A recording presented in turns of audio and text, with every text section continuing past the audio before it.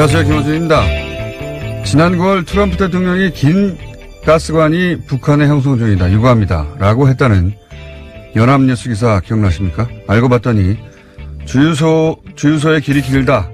경제 제재로 북한이 물자 부족을 겪는다는 의미인데 이걸 트럼프가 문 대통령의 러시아 가스관 구상을 싫어한다고 의혹을 했었죠. 그런데 연합뉴스에서 이번엔 이런 보도를 했습니다. 윌리엄 페리 전 미 국방부 장관이 한국과 일본은 독립적 핵전력을 더 선호한다고 했다. 전 국방장관이 한국 핵무기 보유를 옹호하는 것은 이례적이다. 이 연합기사를 윌리엄 페리 본인이 SNS로 직접 반박했습니다. 자신이 실제 한 말은 이렇다는 겁니다. 나는 한국이나 일본의 핵무기를 배치하는 것이 바람직하지도 필요하지도 않다고 생각한다. 그러나 그럼에도 그 나라들이 독자적인 핵을 갖는 것보다는 미국 핵 배치가 낫다. 그러니까 한국 핵무기를 옹호한 게 아니라 거꾸로 한국의 핵무장을 반대한 겁니다. 이게 정반대로 전술핵 재배치, 자체 핵무장, 최근 보수 정당의 주장을 뒷받침하는 워싱턴발 뉴스가 된 겁니다. 이 정도 되면 워싱턴발 연합뉴스 무슨 의도가 있는 거 아닌가요? 김원준 생각이었습니다.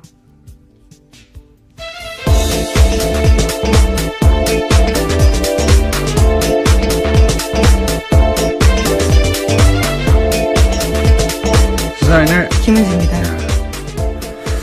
월요일과 목요일 날 바람이 주로 새는데 오늘 해보니까 평상시보다 절반 정도 셉니다. 괜찮다는 의미시죠? 완전히 괜찮진 않고 평상시보다는 좀 나았다. 예. 이 기사 보셨어요? 예. 네. 그 해당 기사를 조선일보 등이 또 인용을 해서요. 문제가 2차적으로도 발생했었습니다. 그러니까요. 예. 이건 이렇게 본인이 미국의 전직 고위 관료가 본인이 직접 반박하는 경우는 제 기억엔 별로 없는데 정말 민망한 일이죠. 미 국방부 장관 출신이 다른 나라 핵무장을 지지할 리가 있나요? 예. 이 워싱턴발 그 연합뉴스 기사는 뭐랄까요? 반문재인 관점에서 해석할 어떤 마인드가 항상 준비되어 있는 게 아닌가. 그런 의문을 가지지 않을 수가 없어요. 이 기사를 쓴 기자가 지난번 러시아 가스관 오역한 그렇죠. 같은 기자입니다. 하여튼 정반대의 뉴스가 최근에 한번 쭉 퍼졌었는데 당사자가 아니라고 했는데 또 똑같은 연합뉴스발이었습니다. 자, 첫 번째 뉴스는 뭡니까? 네, 주성영 전 한나라당 의원이 박지원 국민의당 최고위원으로부터 입을 맞춰달라는 회유를 받았다라는 오늘 아침 경향신문 보도가 있습니다. 박 최고위원은 2008년 김대중 전 대통령 비자금 의혹 제보자로 지목된 상태인데요. 하지만 지난주에 해당 보도가 나가자 바로 부인하는 기자회견을 열었습니다. 그러면서 주성영 전 의원도 어처구니 없어 한다 이렇게 밝힌 바가 있는데요. 이에 대해서 주 전 의원이 정면으로 반박한 겁니다. 박 최고위원의 해명이 거짓말이라는 건데요. 해명을 보면 이렇습니다. 주 전 의원의 말은 이런데요. 박 최고위원이 DJ 비자금 사건 제보자로 언론에 공개된 후에 여러 차례 나한테 전화를 걸어왔고 자기의 진술에 맞춰서 이야기를 해줄 수 없겠냐라고 부탁했다라는 겁니다. 그러자 자신이 검찰에 다 기록이 있는데 어떻게 부인하냐면서 자신은 언론과 접촉을 최대한 안 할 테니까 알아서 하라고 했다라는 겁니다. 박지원 최고위원이 거짓말을 하는 것 같습니다. 왜냐하면 본인 주장으로는 기자들이 이렇게 물어봤거든요. 주성영 전 의원과 통화를 해봤냐 최근에 물어봤더니 했는데 그런 말은 어처구니 없다고 하더라 라고 했는데 만약에 박지원 의원의 말이 맞다면 주성영 의원이 거기 맞춰 대답을 해줘야 되는데 어처구니 없다고 해줬어야 하는데 아니래잖아요. 예, 너무 나갔다라는 이야기까지 했습니다. 이건 이제 정반대로 얘기하는 거 봐서는 박지원 최고위원이 거짓말을 하는 것으로 보이는데 관련해서 이제 또 저희 패널인 박지원 전 대표가 계란을 맞았죠? 네, 어제 전남 목표에서 제1회 김대중 마라톤 대회가 열렸었는데요. 국민의당 주요 인사들이 참석했습니다. 그런데 박지원 의원이 안철수 대표 지지자가 던진 계란에 맞은 건데요. 행사장에서는 또 야유와 항의를 받은 것은 안철수 대표도 마찬가지였습니다. 김대중 대통령 비자금도 공갈로 다 했다. 간신배 물러나라. 이런 식의 항의를 받았다라고 합니다. 주말에 뉴스들이 크게 보도가 됐는데 이 박주원 사건 효과가 뭘까요? 예. 흔히들 안철수 통합 드라이브에 제동이 걸린다. 이렇게 이제 보도하잖아요. 저는 사실 반대로 봅니다. 안철수 대표는 계속 가거든요. 예. 그러니까 안철수 대표 호남계 의원들의 결별을 오히려 촉진, 기정사실화하는 효과가 있을 것이다. 이 일로 만약에 통합 드라이브가 제동이 걸리고 못하면 이런 해석이 맞는데 계속 갈 거기 때문에 오히려 결별, 촉진, 네, 혹은 기정사실화. 그 연장선상에서 안철수 대표가 굳이 호남행을 계속 한 이유는 또 뭐냐? 뭐라고 보십니까? 저는 계란을 맞으려고 왔다고 봅니다. 계란을 안 대표가 호남 결별을 먼저 선언할 수는 없잖아요. 예. 네, 어제 박지원 의원 같은 경우에는요, 자신이 맞아서 다행이다 이런 이야기를 하긴 했습니다. 그 말의 의미는 안철수 대표 쪽에 그런 빌미나 구실을 주면 안 된다. 차라리 내가 만든 게 낫다. 이제 그런 의미죠. 예. 정치 9.5단이다 보니까 예. 이 사건은 이제 결별을 기정사실화하는 사건으로 앞으로 역할을 할 것이다. 박주원 위원은 애초에 왜 입당했을까요? 이 질문도 사실은 하지 않을 수가 없어요. 왜냐하면 검사 출신으로 DJ 검찰 저격. 수사관 출신입니다. 네, 수사관 출신으로 참 정보통, 유명한 정보통이었어요. 예, 그렇죠. DJ 저격수 역할, 정보 제공자 이런 역할인데 한나라 출신은 시장. 안산시장까지 했었고요. 근데 이제 DJ 정신 계승한다고 창당한 국민의당에 작년에 왜 입당했느냐. 본인 정책사가 저희 안 맞거든요. 요 얘기는 나중에 한번 따로 한번 해야 되겠습니다. 긴 얘기가 될 것 같아서. 자, 다음 뉴스는 뭡니까? 네, 이건희 삼성전자 회장의 자택공사 비리 의혹을 경찰이 수사하고 있는데요. 경찰이 이를 수사하다가 차명 계좌를 발견했다라고 합니다. 그래서 국세청을 압수수색했는데요. 서울국세청입니다. 또 JTBC 보도에 따르면요. 해당 계좌는 모두 8개로 삼성그룹 전현직 임원 명의로 되어 있다라고 하는데 경찰 관계자에 따르면 삼성그룹 관계자가 조사 과정에서 해당 계좌에 대해서 회장님 재산이다라고 진술했다고 합니다. 정권이 바뀌니까 삼성 차명 계좌들이 갑자기 많이 발견되네요. 네, 앞서 말씀드렸던 계좌들과는 다른 계좌라고 합니다. 이 계좌는 공사비. 예, 이건희 회장 자택 공사비에 회사에 비자금이 들어갔다라는 의혹이 있어서 추적하다가 나온 것들이거든요. 이건 제가 보기에는 비자금으로 조성한 이건희 회장의 용돈이 아니었을까 싶어요. 용돈. 몇백억 정도는 용돈이죠. 이분들에게. 용돈이 발견된 게 아닐까. 따로 회장님으로 마련해둔. 예, 그런 거 마음껏 쓰시라고.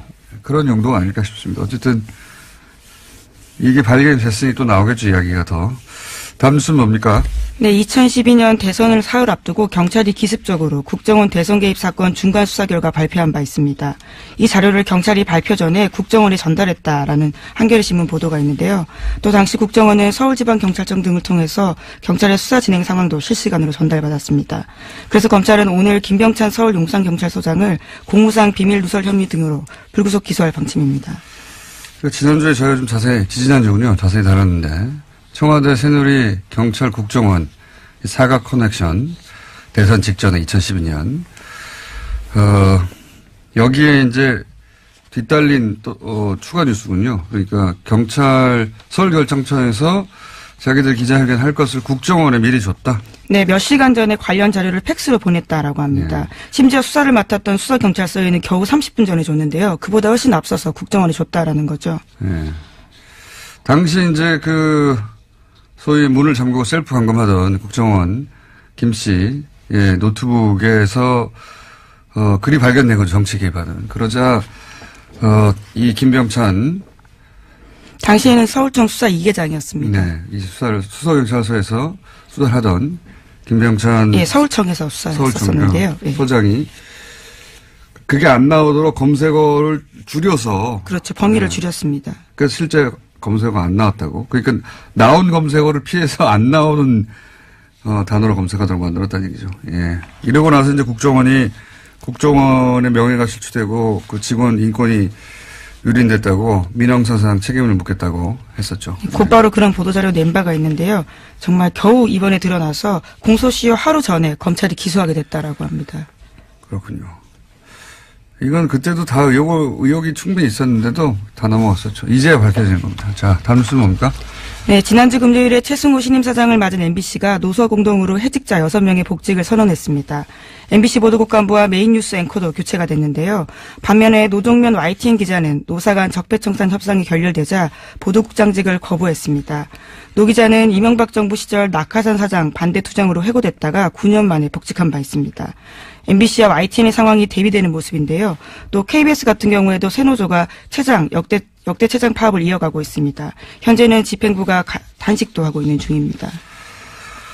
자, 이 YTN 소식은 사실 언론에 잘 보도가 다 안 됐었는데 지금 노사가 사실 격한 대립 중이거든요. 뉴스가 나오다 보니까 아무 일 없는 줄 알고 계신 분들 많은데 최남수 YTN 내정자를 두고 노사가 대립 중인데 왜 최남수 내정자를 문제 삼느냐. 내부 구성원들이 YTN에. 저희가 오늘 잠시 후에 인터뷰를 하겠지만 이분이 과거에 어떤 일을 했었냐면 예를 들어서 이명박 대통령이 2009년에 기부한다고 알고 봤더니 그거 이제 비자금을 다루는 비자금을 숨기기 위한 또 다른 방식에 불과했는데 뭐라고 했었냐면 위대한 부자의 아름다운 선행 또는 대승적 결단, 자기희생, 가난한 사람들에게 사랑의 보답 안 했어요, 이 기부로.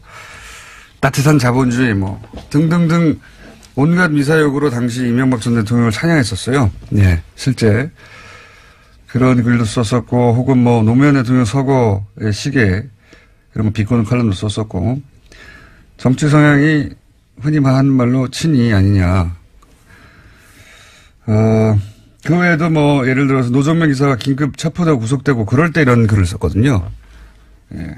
그래서 좀 자세한 내용은 잠시 후에 다루겠는데, 왜 YTN이 그 구성원들이, 신임 사장에 대해서 내정자를 두고 결사 반대하고 있는지는 잠시 후에 다뤄보겠습니다. 자, 다음 뉴스는요? 네, 요즘 SNS를 보면요. 해시태그 노 러시아 노 게임. 그러니까 러시아 없이는 올림픽도 없다라는 내용이 조직적으로 유포되고 있다고 동아일보가 아침에 보도했는데요. 국제올림픽위원회가 도핑 이유로 러시아 국가 선수단을 출전 금지하자 1,700개였던 이 해시태그가 불과 몇 시간 만에 9,000개로 뛰어올랐다라고 합니다. 보이지 않는 손이 민족 감정을 교묘하게 이용해서 이것들을 퍼뜨리고 있다라고 로이터가 보도하고 있다고 합니다. 로이터가 러시아 댓글 부대를 로이터 이거 음모론잖아요.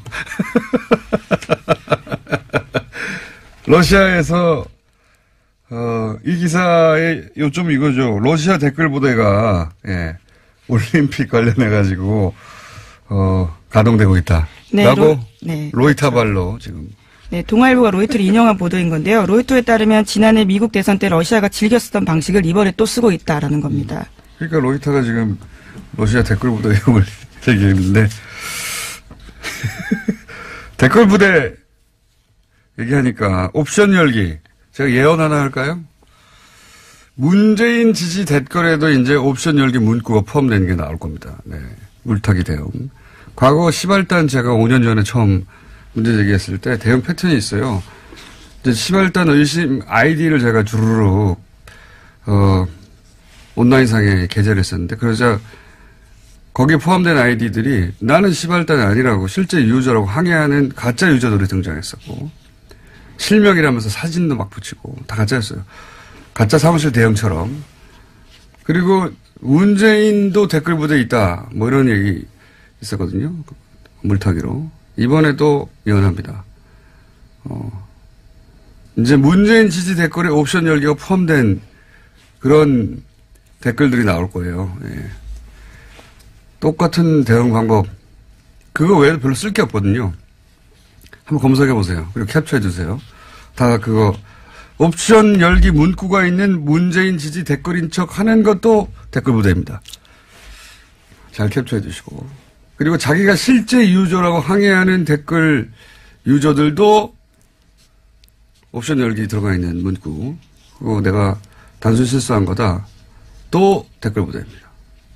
실명이라고 등장하는 사람들도 댓글 부대입니다.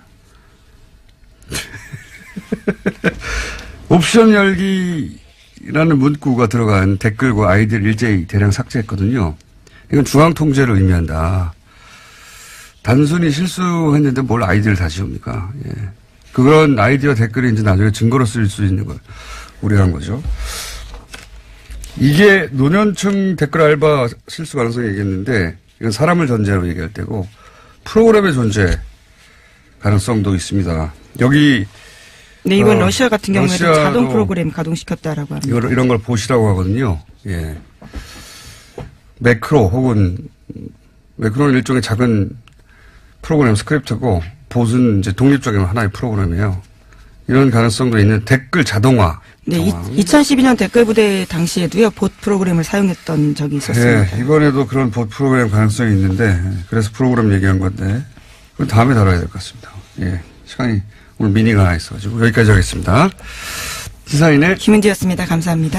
네, 바로 이어서 저희가 2주 전에 신광열 수석 부장판사에 대한 비판 여론에 전국 법과대학 교수의 성명서, 관련 기사가 있었고, 이 기사에 대해서 회원수가 400명이 넘는 이 사단법인의 성명서가 홈페이지에 올라와 있지 않다. 그리고 서명한 사람들의 명단이 없다. 예, 그런, 이게 어떻게 된 거냐 의혹을 제기했었죠. 그 이후에 전국 법과대학 교수의 이호선 회장과 저희가 연락이 닿아서 사전 서명 동의를 받았냐 하는 질의에 문자나 메일로 사전 동의를 받았다라고 답을 받았고, 그래서 그럼 그 명단을 요청했는데 개인 정보라며 거절하셨기 때문에, 그리고 이제 그러면 동의한 사람들 말고 회원 명단을 줄 수 있겠느냐. 근데 회원 명단도 거절하셨기 때문에 저희가 이제 소속 교수들을 누가 소속된지 알 수가 없잖아요. 예. 어렵게 수배해서 한 분을 오늘 연결해서 어떤 일이 있었는지 들어보려고 합니다. 대구대학 법과대학의 윤재만 교수님 연결됐습니다. 안녕하세요, 교수님. 예, 안녕하세요. 반갑습니다. 네. 예. 그 전국 법과대학 교수회 회원이시죠? 지금 예. 그 전국 법과대학 교수회가 어떤 단체인지 홈페이지를 통해서는 활동량이 거의 없어서 알 수가 없어서 여쭤보는 건데 어떤 단체입니까? 예, 전국 법과대학 협의회는 2009년에 네. 대학이 구성원입니다. 저도 그때 학장이었기 때문에. 아, 대학이 구성원이다. 예. 예, 참여 멤버였어요. 예. 처음에 구성 멤버죠. 예. 그런데 이 2015년에 예. 전국 법과대학 교수회가 예. 구성원이 법과대학 교수들로 바뀌어가지고 이렇게 결정을 해요. 예. 그래서 구성원이 바뀐 거죠. 법과대학이 구성원이었는데 예. 법과대학 교수들이 구성원으로 어쩌면 일종의 질적인 변화를 가져온 건데요. 어떤 의결 절차를 거친 거니까. 그리고 이 법과대학 전국 법과대학 협의회가 전신 예. 이게 사법시험 존치, 예비시험 제도 도입 등 예. 로스쿨 제도 개선을 위한 목적으로 이제 설립된 거라서 그 목적은 그대로 가지고 간다고 보고요. 예. 구성원들이 동의해가지고 묵시적인 동의죠. 오늘에 이렇게 된 겁니다. 알겠습니다. 처음에는 대학으로, 그러니까 로스쿨 문제 제기를 한 대학들 모임으로 시작됐다가 나중에는 구성원들이 교수회로 바뀌었다. 네. 예. 알겠습니다. 그럼 이제 이 성명서 관련해서 제가 질문을 드려보겠습니다. 성명서가 처음 언론에 보도된 게 이제 찾아보니까 11월 27일 월요일 오후 3시 20분경이었는데 세계일보를 통해서 그 이후 연합뉴스에서도 보도가 됐고. 네. 그런데 이제 이호선 회장은 언론에 보도되기 전에 집행부 카톡으로 중지를 모았다 해서 이제 그 카톡 화면을 저희한테 보내왔는데, 근데 이 카톡 화면에는 찬반 토론 내용이나 회원 동의 이런 걸 묻는 내용이 없어서 제가 여쭤보는 건데, 네. 혹시 이 성명서를 발표하기 전에 동의 여부를 묻는 어떤 요청을 교수님께서는 받으셨습니까? 받으셨으면 어떤 형태로 받으셨나요? 네. 우선 그 이호선 회장이 얘기한 카톡으로 중지를 모았다 이 얘기는 네. 회원 교수들의 의견을 물은 게 아니고요. 예. 회장, 부회장 등 집행부 논의를 했다는 얘기입니다. 아, 집행부 내부에서. 구성원들의 의견을 수렴했다는 얘기가 아니에요. 회원들 의견을 물었다는 얘기 아니다? 예. 예, 그 다음에 회원들에게는 예.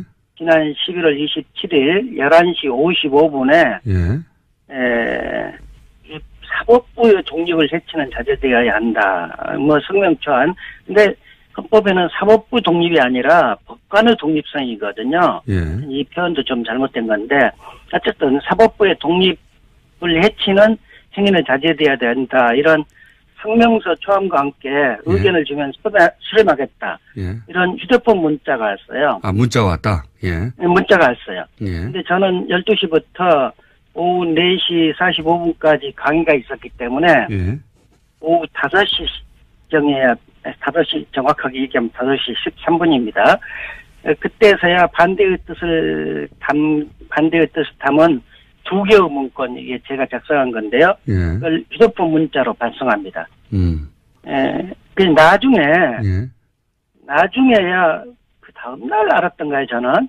나중에 보니까 세계일보의 김태훈 기자를 통해가지고, 예. 오후 3시 20분에, 예. 사법부 독립을 해치는 행위는 자제되어야 된다. 이 전국 법과대학 협의회, 교수회군요. 예. 교수의 명의의 성명서가 이미 발표된 것을 알게 되었습니다. 근데 그렇다면은, 예.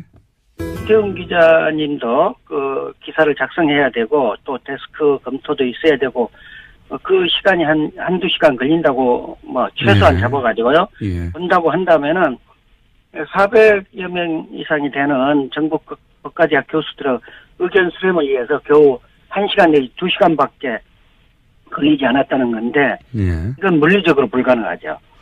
따라서 처음부터 전국 법과대학 교수들의 의견 수렴을 할 생각은 없이 언론에 발표하기로 기획된 것이 아닌가, 볼 수 없다는 것이죠. 그런 의혹을 가지고 계시군요. 그럼 혹시 그 교수님은 11시 55분에 문자를 받고 12시가 강연이어서 끝나고 나서 5시에 나는 반대한다고 문자를 보냈는데 이미 기사는 3시에 나갔더라. 이런 얘기인데 그렇죠. 예. 혹시 다른 분들은 이 성명서에 동의한다는 단문자를 보냈는지 확인해 보셨습니까? 다른 분들은 모르겠어요. 제가 그렇게 받았기 때문에 그냥 한꺼번에 보내지 않았겠습니까? 그렇겠죠. 물론.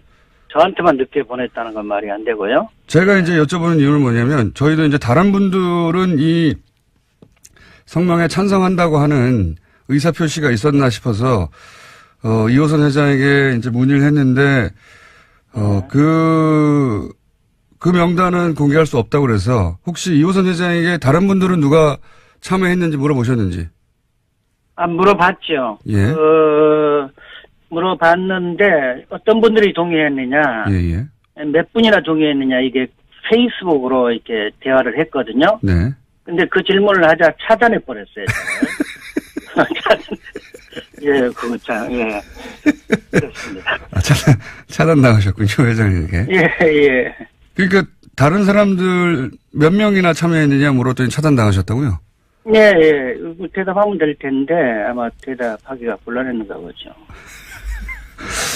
저희가 그 이호선 회장과 통화한 결과로는 문자를 보내서 반론이나 피드백이 없으면 동의한 걸로 보고 발표했다고 하던데. 그거는 예. 이제 법과대학 교수회가 예. 활동을 좀 해왔는데요. 예.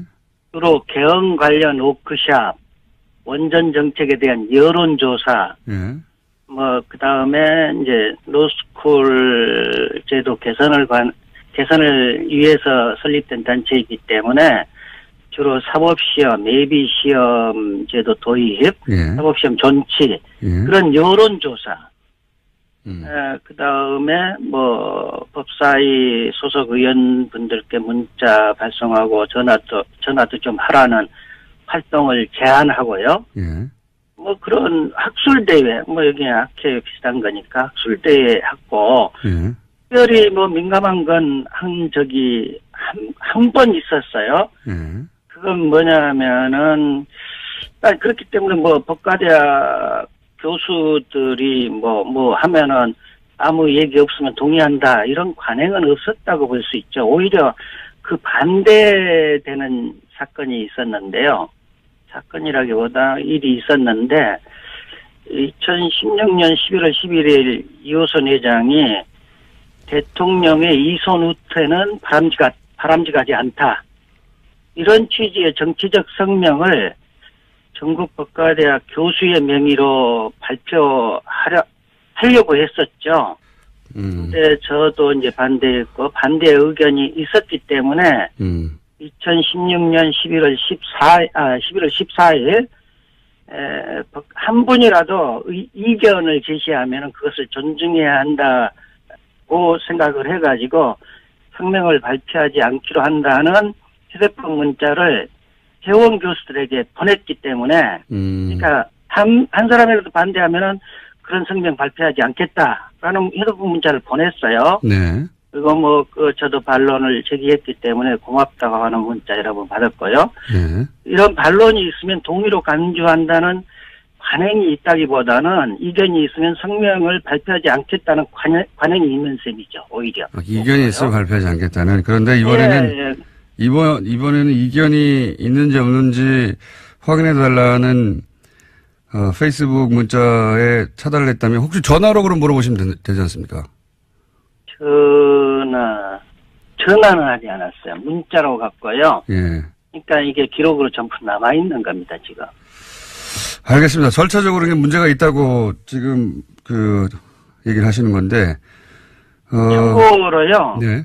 참고로 이호선 회장이 2016년 11월 11일 대통령 후 이선 후퇴가 바람직하지 않다. 예. 이 얘기는 그 당시에 이선 후퇴 해야 된다는 게 굉장히 강하게 이제 여론이 그렇죠.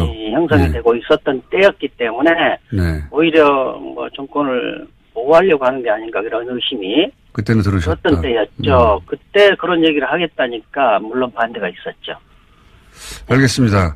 그러면 절차적인 부분은 이제 문제 제기하신 건 알겠습니다. 그러니까 누가 동의했는지 밝혀달라고 했더니 이제 차단을 했고 그리고 예. 문자를 보내놓고 한두 시간 이내에 수렴 정도만 거친 후에 바로 기사가 된 것 같다. 그러니까 처음부터 수렴할 의지가 없었던 것 같다. 이런 이제 문제의식이신데. 예. 성명의 내용에는 동의하십니까? 그럼 신경결 판사의 판결에 대한 일반인들의 비판은 사법부 독립을 해치는 것이다. 이 내용에는 동의하십니까? 그게 이제 우리나라에서는 직업법관들, 지금 법관들이죠. 직업법관들만 사법권을 행사하는 게 이제 그게 이제 정설인 것처럼 네. 그렇게 교육을 받아갖고 그 외에 다른 나라의 제도 이런 것들은 전혀 배운 바가 없기 때문에 사법권은 오직 직업법관들만 행사하는 것이다. 이렇게 알고 있는데요. 네. 독일 등 일국에서는 직업법관들만 사법권을 행사하는 게 아니라 깜짝 놀랄 만한 일인데요. 일반 시민들도 예. 직업법관들과 함께 동일한 권한을 갖고 독일 참심제라든지 명예법관제 이런 거 보면은 동일한 법관과 동일한 권한을 갖고 일반 시민들이 참여를 해요. 사법권 행사에. 예. 그렇기 때문에 우리나라에서는 직업법관들이 이제 정관들, 학연, 지연, 혈연 이런 등에서 흔들리고 특히 자신들 승진 때문에 대법원으로부터 흔들려가지고 법관이 독립적이지 못하고 자의적으로 사법권을 행사하는 게 문제죠. 이 신강렬 판사도 우병우와 같은 대학 연수원 동기이고 같은 지역 출신인데 그것도 지역 출신인데 보통 사람이라면은 공권 행사에 흔들릴 만큼 많이 가까운 사이죠. 그런데도 일반 시민들이 납득이 안 가는 결정까지 했기 때문에 의심을 하는 것이거든요. 예. 우리나라가 외국처럼 직업법관과 일반 시민이 구석적구심을 하는 사법참여 민주주의 국가였다면은 신강렬 판사가 갖고 있는 대학 연수원 동기 등 학연이나 지연의 영향을 차단할 수 있었을 텐데 그런 제도가 없기 때문에 영향을 받았을 것이라고 국민들이 의심을 하는 것이죠. 이렇게 일반 시민이 직업법관과 함께 사법권을 행사하는 사법참여주의 민주주의 제도에서는 승진이라든지 정관, 학연, 지연, 혈연 등 영향을 차단할 수 있을 뿐만 아니라 사법참여 민주주의 제도에서는 대부분의 법 이론에 정통한 직업법관들이 일반 명예 법관들을 일반 시민이기 때문에 이제 설득을 해가지고 주로 직업법관들의 판단대로 따르게 되겠죠. 그러나 그 과정에서 직업법관들이 명예법관들을 설득해서 사법권을 행사하기 때문에 시민들에게 설득력 있게 사법권이 행사될 수 있는 장점이 있기 때문에 우리도 이번 기회에 사법참여민주주의 제도의 도입을 고려해보면 어떨까 하는 생각이 듭니다. 알겠습니다. 그러니까 일반의 비판은 있을 수 있는 일이다. 사법부 독립을 해친다고 하는 것은 동의하지 않는다 이런 말씀이시네요. 요약하자면. 예, 그렇죠. 네. 그렇죠. 예. 알겠습니다. 오늘 말씀 여기까지 듣겠습니다. 감사합니다. 예, 감사합니다. 네, 지금까지 대구대학 법과대학의 윤재만 교수님이었습니다.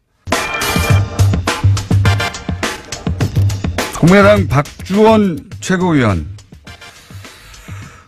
이 사건 더불어민주당 김홍걸 국립통합위원장 연결해서 어떻게 보시는지 짚어보겠습니다. 안녕하십니까? 예, 안녕하세요. 처음에는 이제 진실 공방이 있다가 어제 주성영 의원이 이제 재인터뷰를 했는데, 박주원 최고위원이 김대중 전 대통령 비자금 맞다라고 하면서, 그걸 재차 여러 번 확인해 준 바 있다고 인터뷰를 해서 사실상 이 공방에는 이제 쐐기를 박은 것 같은데, 2008년에도 당시에 박주원 최고위원이 이 제보자 아니냐 하는 의혹이 있었다고 하는데 그때 혹시 들어보셨습니까? 저는 그 당시에는 듣지 못했는데요.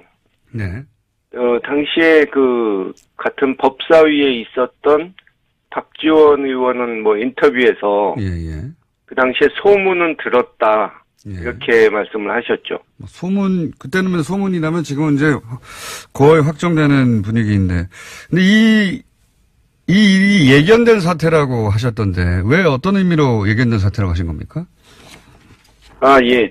그러니까 국민의당 쪽에서 그동안에 특히 안철수 대표가 이제 자기 세력이 부족하기 때문에 마구 이제 사람들을 받아들였는데 그런 사람들 중에 좀 문제성 있는 사람들이 많이 나오지 않았습니까?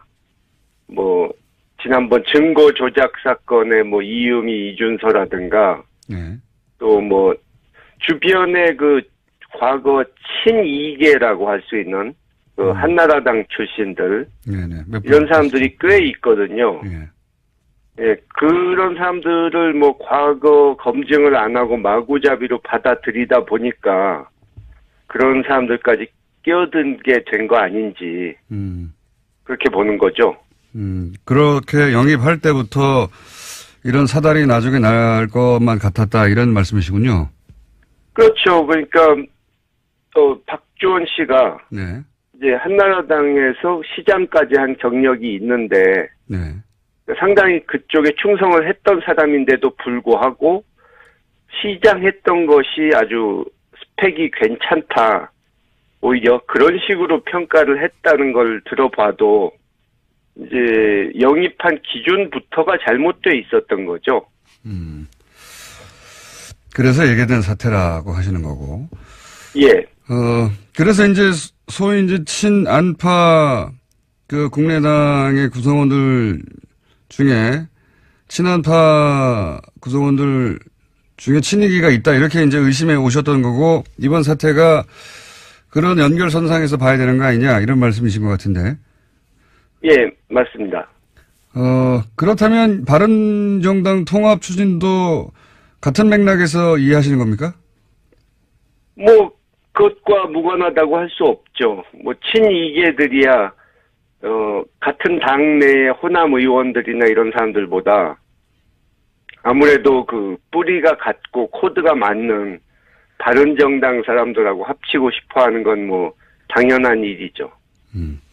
그런 관점에서 보시면 최근에 통합 움직임도 이해가 간다 이런 입장이신 것 같고 지금 현재 국민의당이 이 박주원 최고위원 사태와 관련해서 내놓고 있는 대응에 대해서는 뭐 충분하다고 보십니까? 글쎄요. 일단 뭐 서둘러서 뭐 최고위원 사퇴다 뭐 당원권 정지다 하는데 뭐 계속 지금까지 그런 식으로 무슨 일 생길 때마다 이 꼬리 자르기 하고 뭐 서둘러서 그냥 덮어버리려는 근본적인 문제는 이제 외면한 채 그런 식으로 처리를 했기 때문에 별로 새삼스러울 건 없습니다. 안철수 대표는 정치적 음해가 아닌가 초반에는 그런 이야기도 했었는데. 그게 이제 일단 안철수 대표의 그 상황 인식이 근본적으로 문제가 있다는 걸 보여주는 거죠. 그러니까 무슨 전에도 그랬지만 계속해서 무슨 문제가 생길 때마다 이 자신의 잘못은 전혀 인정을 하려 하지 않고 그냥 남들이 자기를 음해하기 위해서 뭔가 정치적 음모가 있다는 식으로 그렇게 몰아붙이는 그것은 참 정치 지도자로서 심각한 문제라고 봅니다. 호남계 쪽에서의 반응은 어떻게 보십니까? 글쎄요, 그분들이 이제 말은, 그런 심각한 문제들에 대해서 지적은 하는데, 사실 자신들도 그분들이 이 안철수 씨 쪽에 그런 문제가 있다는 것을 너무도 잘 알고 있었음에도 불구하고 그동안 이 정치적인 필요에 의해서 손을 잡고 가지 않았습니까? 네. 그런 문제점을 또 지적을 안 했고, 그렇기 때문에 사실 지금 안철수 대표의 행태를 과연 비판할 자격이 있는지, 그것도 좀 의심하지 않을 수가 없는 거죠. 이미 영입할 때부터 문제가 많았는데 그때는 침묵하지 않았느냐? 그렇죠. 이것저것 이 문제점이 많았음에도 불구하고 사실 안철수 대표나 호남 쪽 의원들이나 처음에 같이 시작할 때부터 서로에 대해서 별로 신뢰하지도 않았고 자신들과 맞는 상대라고 생각도 안 했지만 이제 서로 필요에 의해서 손을 잡은 거죠. 알겠습니다. 계란투척, 어제는 또 박지원 전 대표 계란투척 사건이 있었는데 이건 어떻게 보십니까? 예, 저도 뭐 바로 그 자리 옆에 있었는데요. 아, 그러셨죠, 참. 예. 예. 근데 근본적으로 이제 그 당이 한마디로 이제 좀 전에 말씀드린 대로 서로 맞지 않는 상대, 신뢰하지 않는 상대가 불편한 종거를 하다가 이제 갈 때까지 간 것 같다 하는 그런 생각이 들고요. 어제 계란 던진 분. 네. 보도 나온 걸 이렇게 보니까 이제 광주 사람이긴 한데. 네. 보니까 SNS에 본인이 올린 것도 그렇고, 이제, 안철수 대표의 열성 지지자이기는 하지만, 네. 성향이 좀, 자유한국당 사람들, 네. 또는 친박계 같은 그런 성향이더라고요. 상대를 이제 종북좌파로 몰아붙이는 그런 식의, 네네. 아주 수구적인 보수 성향. 그렇기 때문에, 이 안철수 후보가 이제 처음에는 새정치 정치 개혁 이런 식으로 참신한 이미지로 나와가지고 젊은 층 지지를 많이 받았는데 이제 요즘은 남아있는 지지층이 숫자도 얼마 안 되지만 대부분 그런 분들만 남은 거 아닌가 하는 생각이 들더라고요. 자, 상황 인식은 제가 이해했고요. 아드님이시니까 2008년 김대중 전 대통령 비자금 논란, 이게 이제 노무현 전 대통령 표적 수사할 때, 표적 사장할 때 비슷한 시기에 일어난 일인데, 그때 김대중 전 대통령은 뭐라고 하셨습니까? 사실 그때 그렇게 내색은 하지 않으셨습니다. 워낙 평생 그런 일을 당하셨으니까. 이 근거 없는 모함과 음해를 많이 당하셨기 때문에 또 당시에 이미 정계를 은퇴하신 지 몇 년 된 상태였기 때문에 일일이 뭐라고 말씀은 안 하셨지만 전직 대통령이고 현실 정치와 상관이 없는 입장에 계신 분인데도 불구하고 그렇게 국회에서까지 여당 의원이 나서서 그 흑색 선전을 하는 거에 대해서 참 한심하다고 보셨죠. 알겠습니다. 오늘 여기까지 듣고요. 요 사안은 하루 이틀 만에 끝날 거 아닌 것 같아서 또 한 번 연결하겠습니다. 오늘 말씀 감사합니다. 예, 감사합니다. 네, 지금까지 민당 김홍걸 국민통합위원장이었습니다. 바로 이어서 YTN 연결해 보겠는데 저희가 아니고 제가 시간을 많이 써가지고 아무래도 인터뷰 연결하고 바로 3부의 일부 이어서 연결해야 될 것 같네요. 자, YTN 현재 YTN 구성원들이 최승호 사장 선임에 대해서 문제 제기를 크게 하고 있습니다. 돌발 뉴스를 제작하다가 징계를 당했던 YTN의 임장혁 기자 연결해 보겠습니다. 안녕하십니까? 네, 안녕하십니까? 지금 MBC 최승호 사장이 선임됐습니다. 이제 이 선임을 바라보는 YTN 구성원들의 심정은 대체적으로 어떻습니까? 그냥 많이 부럽다는 느낌으로 한마디로 좀 정리를 할 수 있겠고요. 예. 그리고 저 개인적으로는 부러움을 떠나서 같은 대한민국 언론인으로서 대한민국 언론계에 참 다행인 일이고 환영할 만한 일이라고 생각을 합니다. 그러나 이제 저희 지금 같은 시기에 YTN 사장 선임 문제가 걸려 있어서 좀 정반대 상황인 저희 입장에서는 좀 부럽고 축하하면서도 좀 부러운 그런 좀 복잡한 감정이고요. 어떻게 정반대인 겁니까? MBC 경우는 지금 이제 구성원들이 바라던 바, 그리고 지금까지 쌓여왔던 폐단들, 적폐를 청산할 적임자가 지금 선임이 됐지 않습니까? 네네. 그런데 이제 저희 YTN은, 이명박 박근혜 정권 때까지 이제 부역자로 저희들은 규정을 하는데, 그런, 언론인, 그런 이제 사람들이 사장이 됐다가 예. 저희 마지막 박근혜 정권 때 임명됐던 사장을 저희가 가장 먼저 몰아낸 언론사여서 적폐 청산의 기회가 가장 먼저 찾아왔음에도 불구하고 예. 지금은 정반대 성향 역시 이제 9년 동안 부역을 해왔던 그런 인물이 내부의 부역자들하고 이해가 맞고 결탁을 해서 지금 사장이 되려고 하는 상황이어서 지금 MBC와는 말 그대로 180도 반대 상황입니다. 어떻게 그게 가능했죠? YTN은 이사회를 통해서 선임하지 않습니까?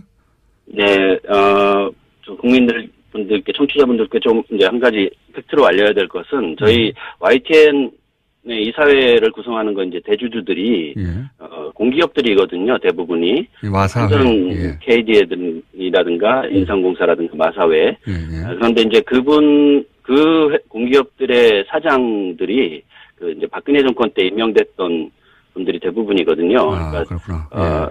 그리고 이제 9년간 저희 YTN 내부에서 요직을 차지하고 보도를 좀 농단해왔던 사람들이 지금도 여전히 YTN의 주요 보직을 계속 차지하고 있고요. 실세이고요.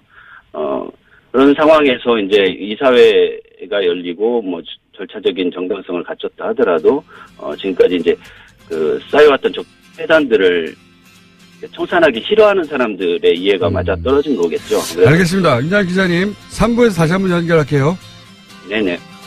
3부에서 뵙겠습니다.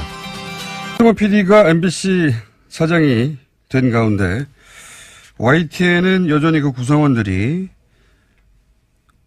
사장 내정자죠. 예, 사장 내정자에 대해서 반대하고 있습니다. 그 이유를 듣고 있었는데요. 예, 2부 마지막에 YTN 이사회를 구성하는 대주주가 한전, 마사회, KTNG 등인데 이 공기업 사장들이 박근혜 정부 시절 낙하산으로 임명된 인사들이고 이 이사회에서 임명한 최남수 내정자에 대해서 구성원들이 반대하고 있다. 여기까지 저희가 돌발 뉴스 과거 돌발 뉴스를 제작하다가 징계를 받았던 임장혁 기자 연결해서 이야기를 듣고 있었습니다. 자, 연결해서 기자님.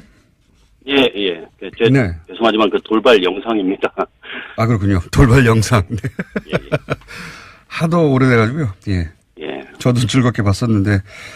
자, 그렇게 낙하산으로 임명된 공기업 사장들로 구성된 이사회에서 네. 최남수 지금 사장 내정자를 선임했고, 그래서 임명 절차를 받다가 구성원들이 반대해서 지금 뭘까요? 대치 국면인데. 네. 최남수 사장 내정자가 그런 이사회에서 선임됐다. 이외에 또 반대하신 이유가 있습니까, 구성원들이? 일단 이제 구조적으로는 저희는 이제 적폐청산의 가장 걸림돌이 될 인사를 적폐들이 이제 뽑았다는 거에 대해서 이제 분노하고 있는 거고요. 네네. 이분의 개인적인 그 이유, 그 배경에도 저희들이 또 정서적으로 용납되지 않는 부분이 있습니다. 일단 이 회사가 어려울 때마다 네. 두 번이나 이제 그 스스로 YTN 싫다고 떠난 사람인데 말하자면은 두 번이나 탈영했던 사람이 이제 부대장을 하겠다고 나선 셈이고요. 그 이유 중에 하나도 과거 이제 2008년 그 이명박 정권이 들어서서 YTN에 어떤 그 장악의 그 기도를 할 때 저희 노조위원장이 이제 함께 맞서자라고 이제 권유를 했을 때 그걸 뿌리치고 이제 나갔다는 점, 그리고 지금 9년 동안 그 저희들이 이제 몸으로 이 언론장악에 저항을 할 때, 그거와 무관하게 오히려 이제 적극적으로 이명박 박근혜 정권에 좀 기대서, 이렇게 지내왔던 분이, 안락하게 지내왔던 분이 이제 와서 이제 언론 개혁을 자기가 하겠다고 나선 셈이어서 정서적으로 이제 용납이 되지 않습니다. 그리고 특히나 이제 최근에 이분이 이제 과거 그 이명박 정권 때 썼던 칼럼들, 그 글들이, 저희들한테 이 언론 개혁의 기회를 주신 촛불 시민들, 국민들의 정서에 완전히 배치되는 그런 기회주의, 또는 그 부역, 이런 쪽의 성향을 보이셨던 분이기 때문에 이분이 YTN 사장이 된다면은 촛불 정신에도 엄청난 모욕을 가하는 것 결과가 되지 않겠나. 저는 이제 그렇게 판단하고 있습니다. 그 칼럼들 말씀하셨는데 예를 들면 이명박 대통령의 재산 헌납에 대해서 찬양을 한다든가 노무현 논두렁식에 대해서 조롱한다든가 이런 칼럼을 의미하시는 거죠? 그렇죠. 이제 특정인을 칭찬하거나 특정인을 비난했다라기보다는 그렇죠. 언론인으로서는 보여서는 좀 안 되는, 그러니까 이제 그 당시 살아있는 권력에게는 무한 찬양을 하고 죽은 권력에게는 확인되지 않은 사실로 조롱을 가하고 이제 이런 것이 새 시대를 맞는 새로 언론 개혁이 돼야 할 언론에는 전혀 부합하지 않는 퇴출돼야 되는 그런 행태죠. 노정면 보도국장이 보도국장직을 적폐청산의 의지가 확인되지 않으면은 받아들일 수 없다 거부하고 있는데 이 사안도 사실 연결된 사안입니까? 말하자면? 예, 그렇죠. 비슷합니다. 이제 저희가 이제 저희 노조나 그동안 9년 동안 저항을 해왔던 기자들의 입장에서는 어찌됐든 간에 안 되는 건 안 되는 거지만 더 이상 회사가 이대로 계속 혼란스러운 상황으로 가면은 좀 위험하니까 부득이 이제 눈물을 머금고 그렇다면은 이 사람의 개혁 의지가 정말 있는가, 네. 그걸 확인해 보기 위해서 이제 노동면 기자가 보도국장으로 지명됐음에도 불구하고, 네. 사장이 개혁 의지가 없는 상황에서, 반쪽짜리도 안 되는 보도국장이 큰 의미가 없지 않겠습니까? 그래서, 이 사람의 개혁 의지를 노조가 확인할 수 있다면은 보도국장을 받아들이겠다. 그렇지 않다면 투쟁하겠다. 이제 이런 입장이었고요. 저희 노조위원장과 이 최남수 내정자가 이제 말하자면 담판 협상, 검증이겠죠. 그런데 그 과정에서 역시나 이 최남수 내정자가 저희 내부에서 9년 동안 보직을 이런 보직 저런 보직 다 거치면서 잘 먹고 잘 살았던 사람들 편에 섰습니다. 그래서 이제 노동면 기자로서는 보도국장을 받아들이는 것보다는 이 사람을 이 내정자가 사장되는 것을 막는 투쟁에 이제 합류하겠다. 이제 이런 입장을 밝힌 거죠. 그러니까 소위 이제 구본홍, 배석규, 조준희 전 사장 체제에서 오랫동안 보직 간부를 했던 분들에 대해서 어떻게 처리할 것인지 그 의지를 물었으나 그게 확인이 안 된다. 이런 말씀이네요. 네. 예. 그래서 그러면은 주주총회에서 선임돼야 사장이 되지 않습니까? 그렇습니다. 네, 지금 내정만 된 상태고 예. YTN 노조는 그러면 앞으로 파업에 나섭니까? 어떻게 합니까? 뭐 제가 노조 대표는 아니기 때문에 네. 말씀드릴 수는 오히려 노조 대표를 일부러 안 모셨습니다. 그래서 예, 제 개인적인 각오를 말씀드리면 예. 저 9년 전에도 이명박 정권 때 초기에 저희 YTN의 낙하산 사장을 내려보내려고 했을 때 네. 형식적으로는 그들 입맛대로 다 거쳤습니다. 그들이 주장하는 대로 이사회 열리고 주주총회 열려서 자기들은 이 대한민국 이제 기업 논리로 절차를 다 밟았는데 노조가 왜 저러냐라고 이제 했는데 그럼에도 불구하고 많은 국민들은 노조가 저항하는 것을 옳다고 이제 판단해 주셨거든요. 동의를 해 주셨고. 근데 이번에도 저는 마찬가지라고 생각합니다. 이사회 주주총회 그런 절차적인 문제보다는 어떤 그것을 넘어서는 이제 언론 개혁을 바라는 좀 시청자들이 뒤에 있기 때문에 그것을 저버릴 수는 없다고 생각합니다. 그래서 제 개인적인 각오도 그렇고 아마 노조 집행부도 같은 판단을 하고 있을 텐데 주주총회에 통과되는 것을 일단 저지를 하고요. 네.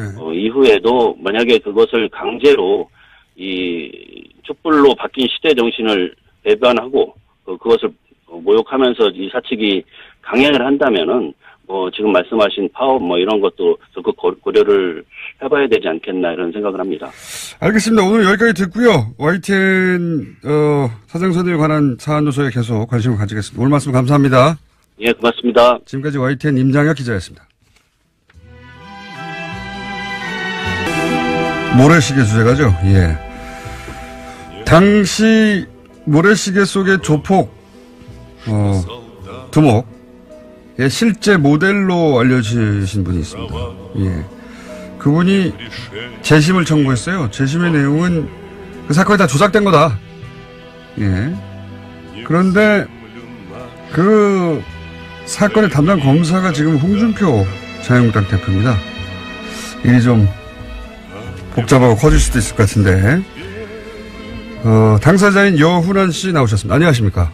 안녕하십니까? 네. 그리고 이 관련 기사를 써서 아직은 온라인에 배포가 안 되고 있는데 곧 나올 예정인데 한겨레 21의 이슈 팀장 밉상 하하영 기자 나오셨습니다. 네, 안녕하세요. 한겨레 21 하하영입니다. 왜 밉상인지는 아실 분들은 아실 것이고 금이 환영하겠습니다. 큰 아이템을 들고. 자, 이게 간단하게 제가 일단 정리부터 할게요. 모래시계는 이제 40대 이상은 다 아실 테고 30대까지도 아실 수도 있겠습니다. 어린 시절 워낙 인기 있는 드라마였기 때문에 대단한 인기를 끈 드라마였는데 거기에 이제 조폭이 나옵니다. 네. 나 지금 떨고 있니? 네. 최민수 씨가 이제 분했던. 그런데 그 조폭의 실제 모델, 이 사건의 실제 모델이 여훈환 씨입니다. 그리고 당시 국제 PJ파였죠? 네. 네. 그 당시 조폭 조직폭력 조직이 국제 PJ파였는데 국제 PJ파의 간부로 징역 4년을 대법원에서 확정 판결을 받고 4년을 다 사셨죠? 예. 네. 만기 출소하셨습니까? 그렇습니다. 만기 출소하셨는데 그런데 최근에 재심을 23년 만에 청구했습니다. 재심을. 예. 이유는 이 사건이 조작된 것이기 때문에. 예. 요약하면 그런데 이제 좀 자세히 알아보겠습니다. 홍준표 대표하고는 언제 만나신 겁니까? 네. 처음 얼굴을 대면했던 것은 91년도 7, 8월경으로 기억하고 91년도 있습니다. 7, 8월. 예. 혹시 본인이 국제 PJ파의 간부 혹은 보스셨나요? 전혀 그렇지 않습니다. 전혀 그렇지 않다는 건 보스가 아니었다는 겁니까? 간부가 아니었다는 겁니까? 아니면 PJ파 자체와 관련이 없다는 겁니까? PJ파 자체하고 전혀 관련이 없다는 겁니다. 잘 이해가 안 가는데. 전혀 무관하시다는 건 전혀? 예, 그렇습니다. 그 파하고는 전혀 무관합니다.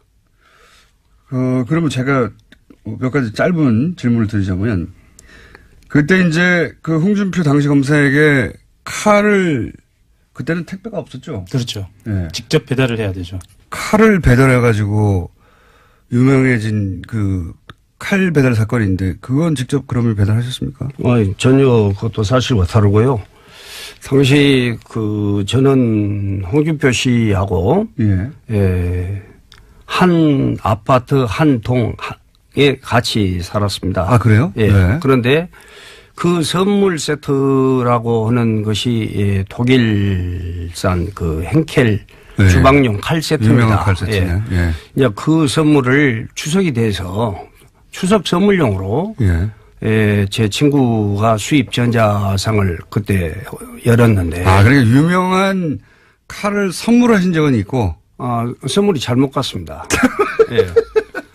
선물도 잘못 간 것이고. 선물이. 그러니까 저는 그 선물을 보내는 제 지인들 리스트에 홍준표 씨는 없었죠. 근데 어떻게 글을 봤을까요? 없었는데, 이제 저희들 직원 이제 수행 기사가 홍준표 씨하고 한 라인에 살고 있는 제 주치, 홍준표 씨하고는 가운데 이름만 틀린 제 주치 홍순표 씨라는 분이 있었어요. 근데. 정말요? 예. 홍순표 씨가 같은 라인에. 되는 지금 내용이네요. 예. 홍순표 씨가 있었는데. 홍순표 씨한테 그 선물을 보냈는데. henkel 좋은 칼이죠.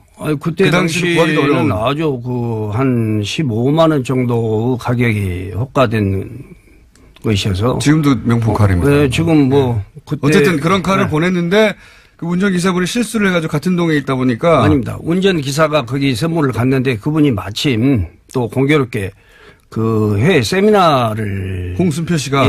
가 있어서.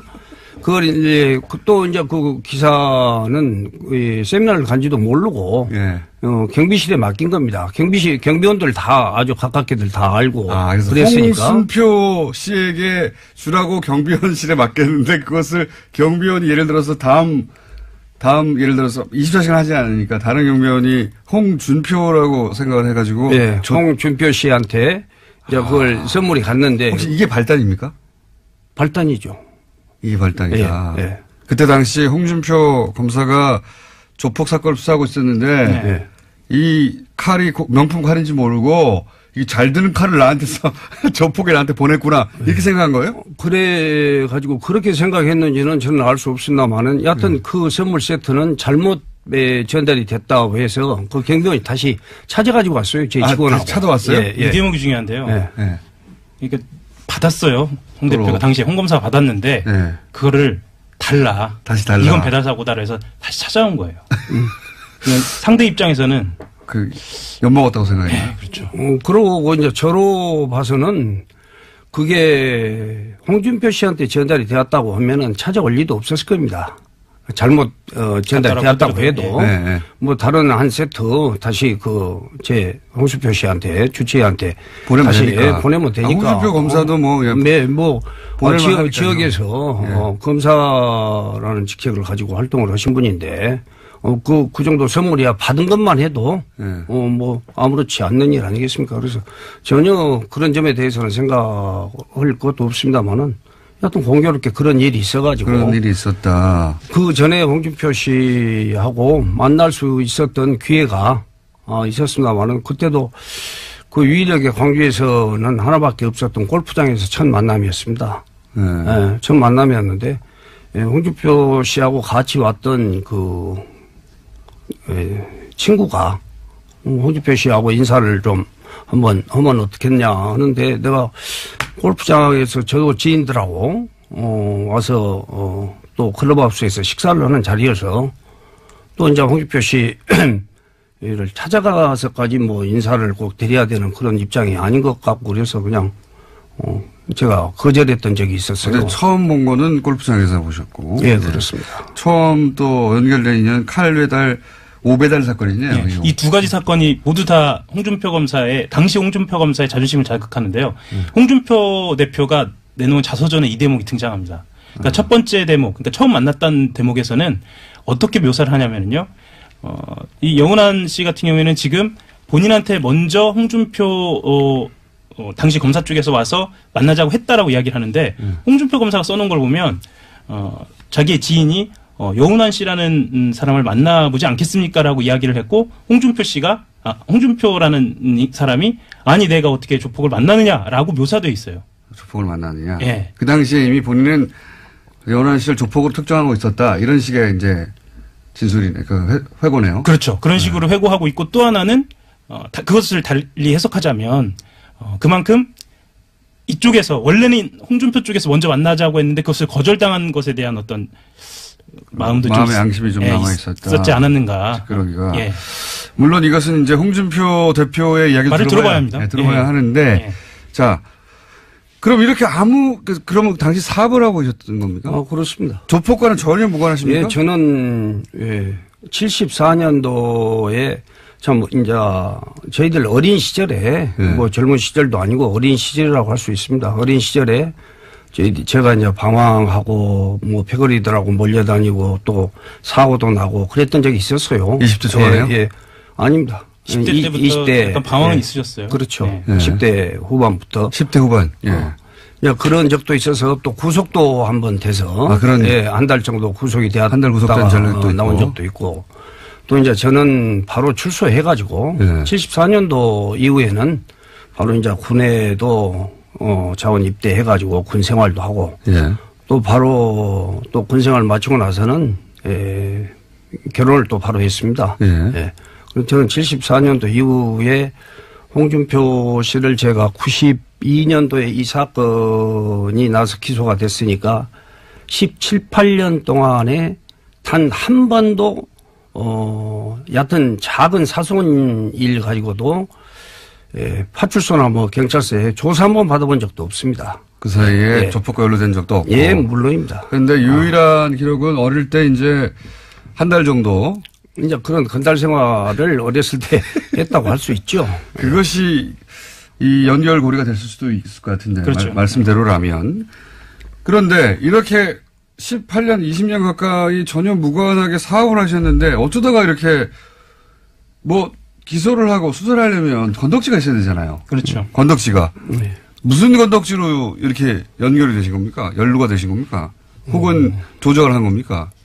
그러니까 이제 그런 이유에 대해서 사실 홍준표 씨를 만나는 기회가 있었으면 제가 한 번이라도 물어볼 수도 있었을 건데 전혀 그런 만남이나 뭐 통화 한 번도 해본 적이 몇십 년 어느 날 갑자기 없었으니까. 어느 날 갑자기 조폭 간부가 되신 거예요?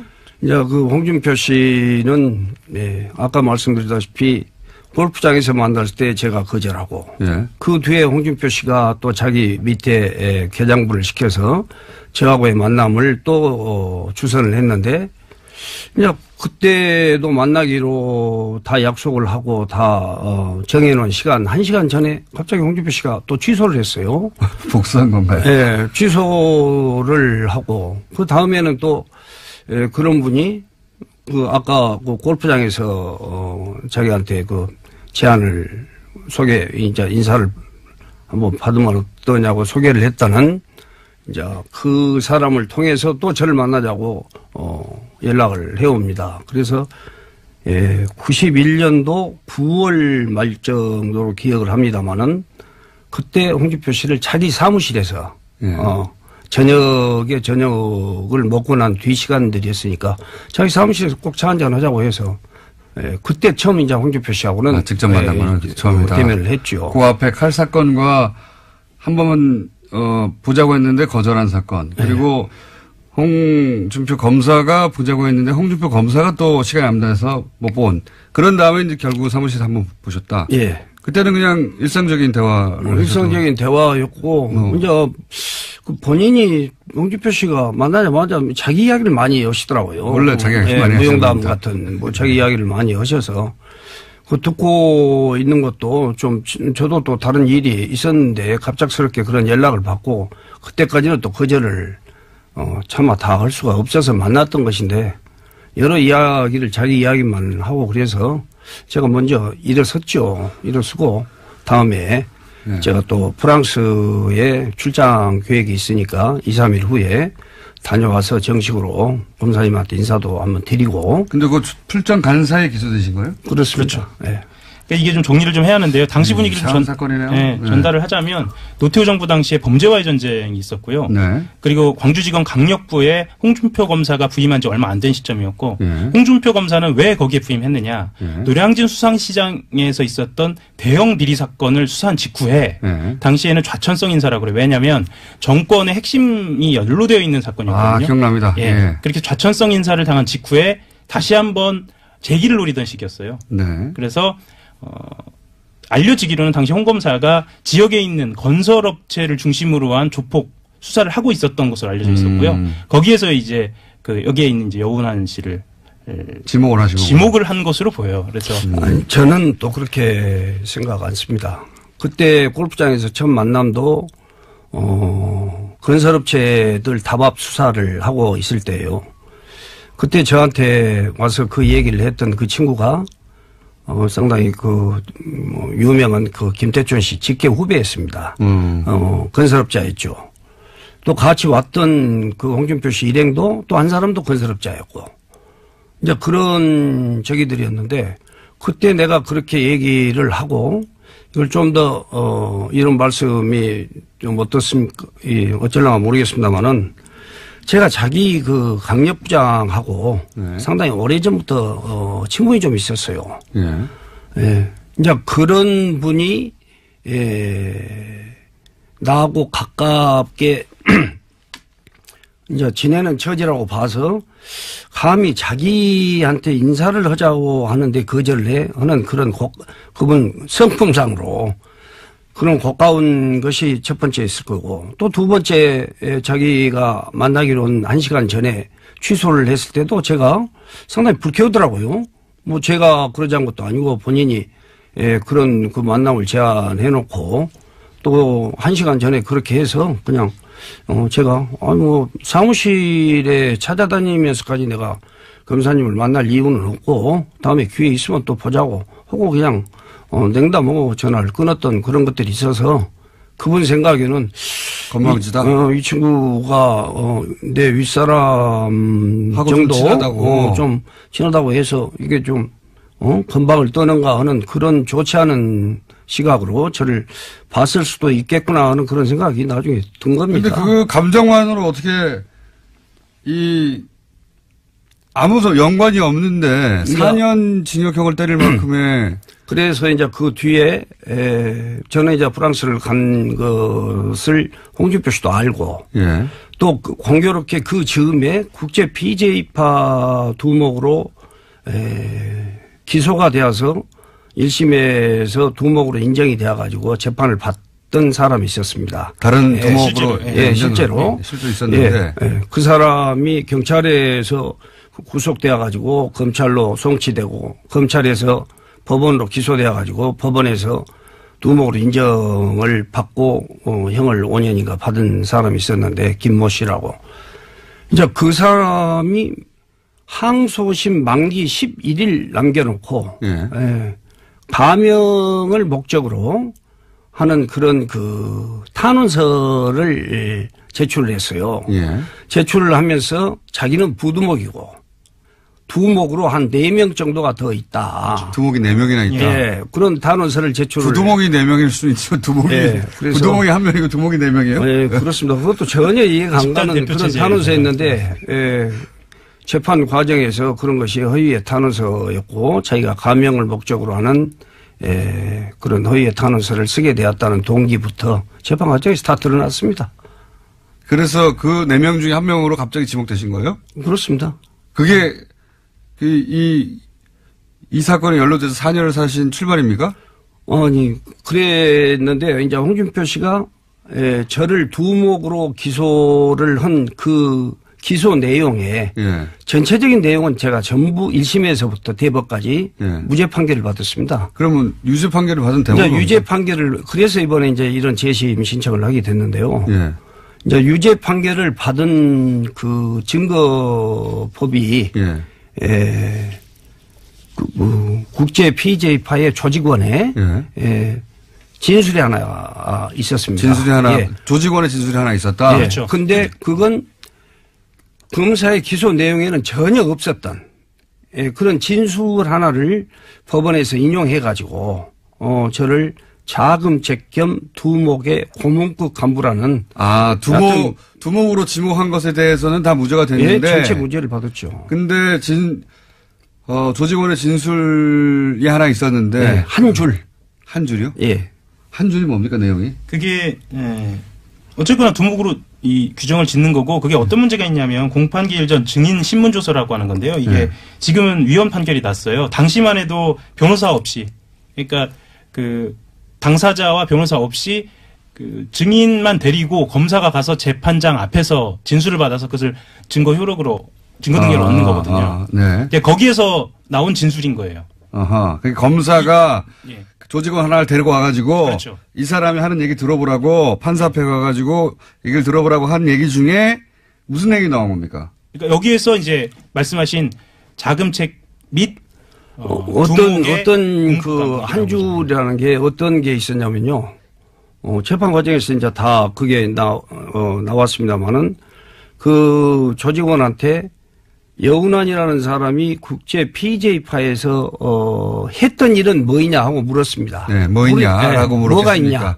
그러니까 그 사람이 졸제 그런 기억나는 일이 없고 그런 일이 없었으니까 축구 시합을 하는데 찬조금을 좀 내놓은 적이 있고 뭐 두목의 자기 두목 그 김모 씨한테 뭐 사건이 나면은 피해라. 그런 전화를 김모 씨한테 해줬다고 들었습니다. 그게 다입니다. 그게 다예요? 예. 그러니까 축구 시합할 때 찬조금을 냈고 사건이 나면 피해라고 하는 전화를 했다는 이야기를 들은 적이 있다. 예, 두목한테. 네. 그렇게 하니까 그런 전화 하신 적이 있고요? 없죠. 그럼 축구 시합에 뭐 저희들은 그런 전화나 찬조금을 낸 적도 없고요? 전혀 없죠. 그것은 그래서 두목으로 기소를 한 사건을 전체적으로 무죄를 주면서 마치 자금책 겸 두목의 고문급 간부라고 한다면은 두목의 고문급 간부라겠습니다. 그렇게 한다면은 두목 심부름이나 하는 사람인데 완전히 우리 말로 시세 말로 최고의 폭력 조직의 두목에서 완전 호구로 전락이 된 그런 판결을 받아버렸습니다. 돈 신부를 하는 사람으로 막 바꾼 거네요. 돈이나 뭐 축구 시합을 하는데 뭐 음료수 값이라도 내놓고 뭐 하는 그런 사람. 또 그런 사람이었다면 홍준표 씨가 저를 그런 적으로 기소를 할 리가 없죠.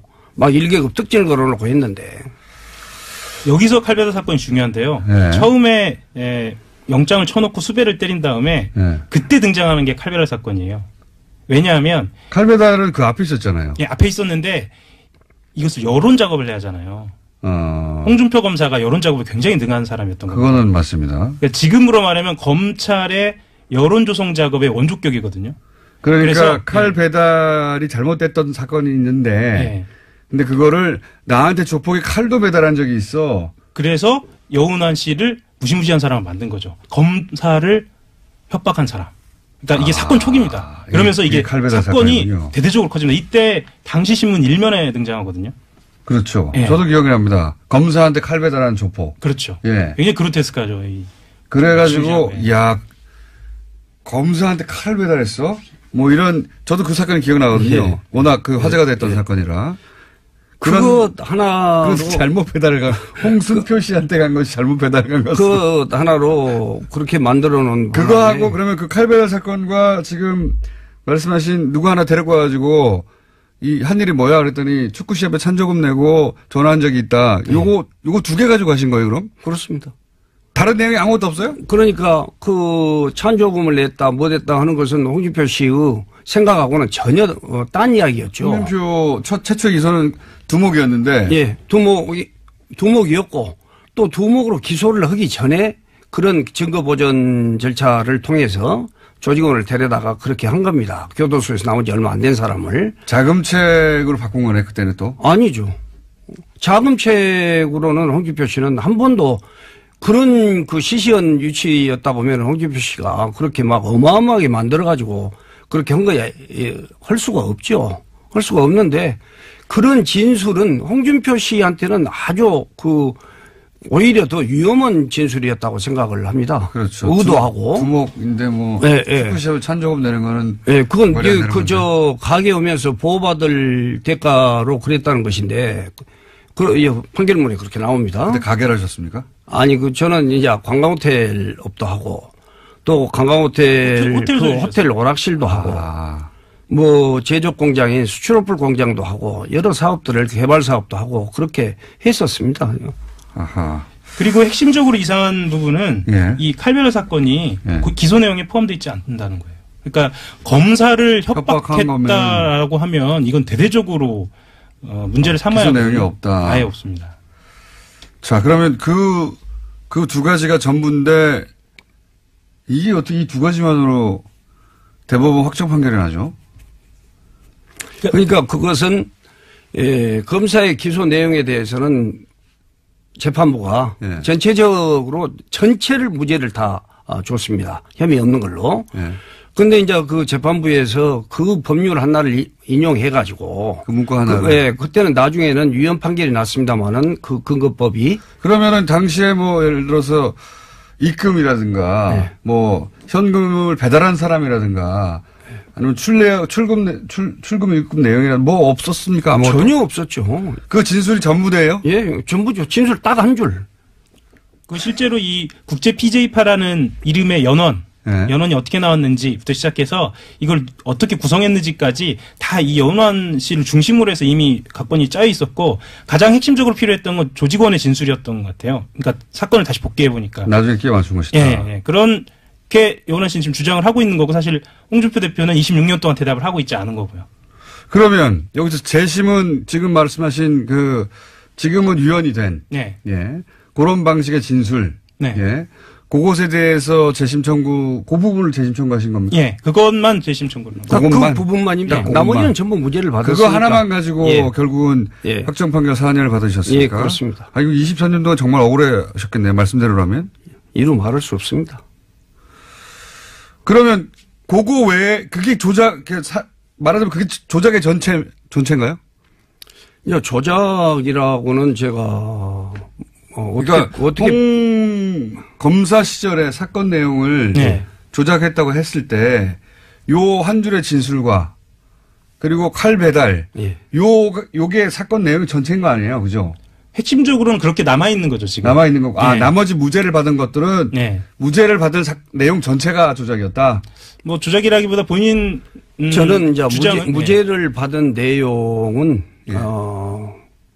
조작이라고 할 수 없죠. 두목도. 홍준표 씨가 그런 자기의 시각으로 자기 생각을 가지고 그렇게 구성을 한 것이다. 열심히 뭐 수사해서 저를 기소를 했지 않겠습니까? 했는데 이제 그 부분에 대해서는 전체적으로 1심에서부터 무죄를 받았던 거니까. 그 조폭의 PJ파의 두목이라고 하는 부분들은 그건 다 없어진 겁니다. 다만 1심, 2심 대법원은 다 무죄 판결을 받았고. 홍준표 씨가 그런 전혀 맞지 않는 칼 배달 사건이랄지 뭐이랄지 하는 것도 그 해프닝이었고 또 그 점에 대해서도 너무나 당사자니까 잘 아는 일을 또 수사나 공판 과정에서 단 한마디 언급도 없었던 그런 일을 가지고 처음에 제가 불란서에서 돌아가지고 바로 내려가겠다고 하니까 일단은 그걸 좀 제지하더니 자기가 그냥 언론에 그걸 내고 방금 말씀하신 거는 홍준표 검사하고 지금 통화를 하고 있었다는 얘기예요. 여운한 씨가 지금 내고 한마디로 모래시계 사건 자체가 가짜라는 얘기네요. 모래시계 사건은 그렇다고 볼 수 있어요. 완전히 가짜죠. 완전히 날조된 거죠. 심지어 어떤 내용도 나오냐면요. 그 여운한 씨가 제출한 그 재산 목록이 있거든요. 이 재산 목록에 모래시계 그 화면에 등장해요. 아, 그래요? 네. 그만큼. 왜냐면 이게 모델이었으니까요. 사건이. 그만큼 모델은 모델이었어요. 근데 알고 보니까 그 사건이 여운한 씨 주장을 그대로 받아들인다면 이건 조작이죠. 이야, 이거 굉장히 충격적인 내용인데요. 칼 배달 사건을 그렇게 포장해서 그렇게 자작해서 날조시켜서 만든 이걸로 홍준표 씨는 정치에 입문도 했다고 저는 봐집니다. 그리고 전혀 없었던 그런 수사할 때 한마디 언급도 없었던 그런 일들을 어떻게 그렇게 만들어가지고 그런 일이 있을 수가 있거든요. 그 사건에서 가장 핵심적인 그 증거라고 한다 보면 그 이상의 증거가 어디가 있겠습니까? 자, 알겠고요. 네. 오늘은 여기까지 듣고요. 네. 저희가 홍준표 대표, 혹시 홍준표 대표 반론 청구 지금까지 홍준표 대표는 이 사안에 대해 실제로 이게 책이 나왔거든요. 네. 책이 나와서 지금 말씀드린 내용이 거기에 포함되어 있어요. 네. 홍준표 대표는 일체 대응하고 있지 않습니다. 그렇군요. 네. 저희가 한번 예, 뉴스공장에서 한번 반론을 해보겠습니다. 반론을 하실지는 모르겠는데 지금 용환 씨 주장대로 하면 그동안은 이제 재심을 청구 못 하셨는데 지금 재심 청구하시면서 밝히는 이 내용이 충격적이거든요, 사실은. 야. 오늘 여기까지 하고요. 당사자 반론을 저희가 한번 요청해보고, 반론이 없으면 또 한번 모시겠습니다. 반론이 없기 때문에. 오늘 여기까지 일단, 첫 번째 순서로 들어보겠습니다. 요거 금방 끝날 사건 아닌 것 같거든요. 네. 네. 23년 만에 재심을 청구하신 모래시계의 실제 주인공 여운환 씨, 그리고 한겨레 21의 밉상 하영 이슈팀장. 이었습니다. 다시 모시겠습니다. 안녕하세요. 김원준입니다. 지난 9월 트럼프 대통령이 긴 가스관이 북한의 형성 중이다. 유가합니다. 라고 했다는 연합뉴스 기사 기억나십니까? 알고 봤더니 주유소의 길이 길다. 경제 제재로 북한이 물자 부족을 겪는다는 의미인데 이걸 트럼프가 문 대통령의 러시아 가스관 구상을 싫어한다고 의혹을 했었죠. 그런데 연합뉴스에서 이번엔 이런 보도를 했습니다. 윌리엄 페리 전 미 국방부 장관이 한국과 일본은 독립적 핵전력을 더 선호한다고 했다. 전 국방장관이 한국 핵무기 보유를 옹호하는 것은 이례적이다. 이 연합기사를 윌리엄 페리 본인이 SNS로 직접 반박했습니다. 자신이 실제 한 말은 이렇다는 겁니다. 나는 한국이나 일본의 핵무기를 배치하는 것이 바람직하지도 필요하지도 않다고 생각한다. 그러나 그럼에도 그 나라들이 독자적인 핵을 갖는 것보다는 미국 핵 배치가 낫다. 그러니까 한국 핵무기를 옹호한 게 아니라 거꾸로 한국의 핵무장을 반대한 겁니다. 이게 정반대로 전술핵 재배치, 자체 핵무장, 최근 보수정당의 주장을 뒷받침하는 워싱턴발 뉴스가 된 겁니다. 이 정도 되면 워싱턴발 연합뉴스 무슨 의도가 있는 거 아닌가요? 김어준 생각이었습니다.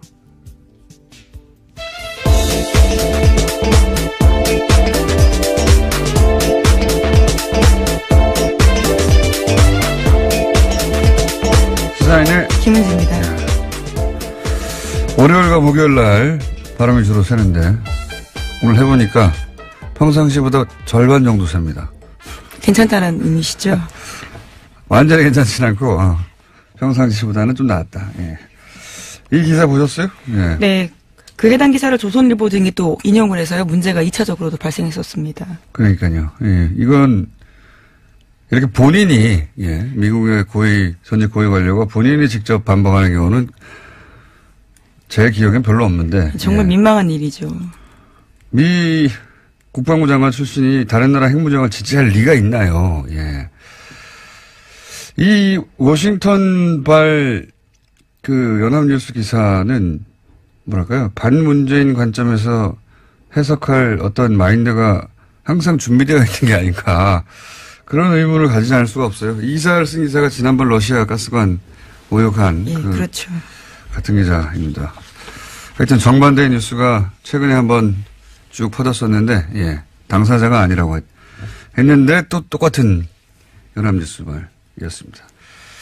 자, 첫 번째 뉴스는 뭡니까? 네, 주성영 전 한나라당 의원이 박주원 국민의당 최고위원으로부터 입을 맞춰달라는 회유를 받았다라는 오늘 아침 경향신문 보도가 있습니다. 박 최고위원은 2008년 김대중 전 대통령 비자금 의혹 제보자로 지목된 상태인데요. 하지만 지난주에 해당 보도가 나가자 바로 부인하는 기자회견을 열었습니다. 그러면서 주성영 전 의원도 어처구니 없어 한다 이렇게 밝힌 바가 있는데요. 이에 대해서 주 전 의원이 정면으로 반박한 겁니다. 박 최고위원의 해명이 거짓말이라는 건데요. 해명을 보면 이렇습니다. 주 전 의원의 말은 이런데요. 박 최고위원이 DJ 비자금 사건 제보자로 언론에 공개된 후에 여러 차례 나한테 전화를 걸어왔고 자기의 진술에 맞춰서 이야기를 해줄 수 없겠냐라고 부탁했다라는 겁니다. 그러자 자신이 검찰에 다 기록이 있는데 어떻게 부인하냐면서 자신은 언론과 접촉을 최대한 안 할 테니까 알아서 하라고 했다라는 겁니다. 박주원 최고위원이 거짓말을 하는 것 같습니다. 왜냐하면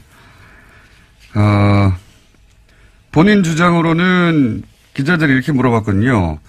주성영 전 의원과 통화를 해봤냐 최근에 물어봤더니 했는데 아니 그런 말은 어처구니 없다고 하더라 라고 했는데 만약에 박지원 의원의 말이 맞다면 주성영 의원이 거기 맞춰 대답을 해줘야 되는데 어처구니 없다고 해줬어야 하는데 아니래잖아요. 예, 너무 나갔다라는 이야기까지 했습니다. 이건 정반대로 얘기하는 거 봐서는 박지원 최고위원이 거짓말을 하는 것으로 보이는데 관련해서 이제 또 저희 패널인 박지원 전 대표가 계란을 맞았죠? 네, 어제 전남 목표에서 제1회 김대중 마라톤 대회가 열렸었는데요. 국민의당 주요 인사들이 참석했습니다. 그런데 박지원 의원이 안철수 대표 지지자가 던진 계란에 맞은 건데요. 행사장에서는 또 야유와 항의를 받은 것은 안철수 대표도 마찬가지였습니다. 김대중 대통령 비자금도 공갈로 다 했다. 간신배 물러나라. 이런 식의 항의를 받았다라고 합니다. 주말에 뉴스들이 크게 보도가 됐는데 이 박지원 사건 효과가 뭘까요? 예. 흔히들 안철수 통합 드라이브에 제동이 걸린다. 이렇게 이제 보도하잖아요. 저는 사실 반대로 봅니다. 안철수 대표는 계속 가거든요. 예. 그러니까 안철수 대표 호남계 의원들의 결벌을 오히려 촉진, 기정사실화하는 효과가 있을 것이다. 이 일로 만약에 통합 드라이브가 제동이 걸리고 못하면 이런 해석이 맞는데 계속 갈 거기 때문에 오히려 결별, 촉진, 네, 혹은 기정사실화. 그 연장선상에서 안철수 대표가 굳이 호남행을 계속 한 이유는 또 뭐냐? 뭐라고 보십니까? 저는 계란을 맞으려고 왔다고 봅니다. 계란을 안 대표가 호남 결별을 먼저 선언할 수는 없잖아요. 예.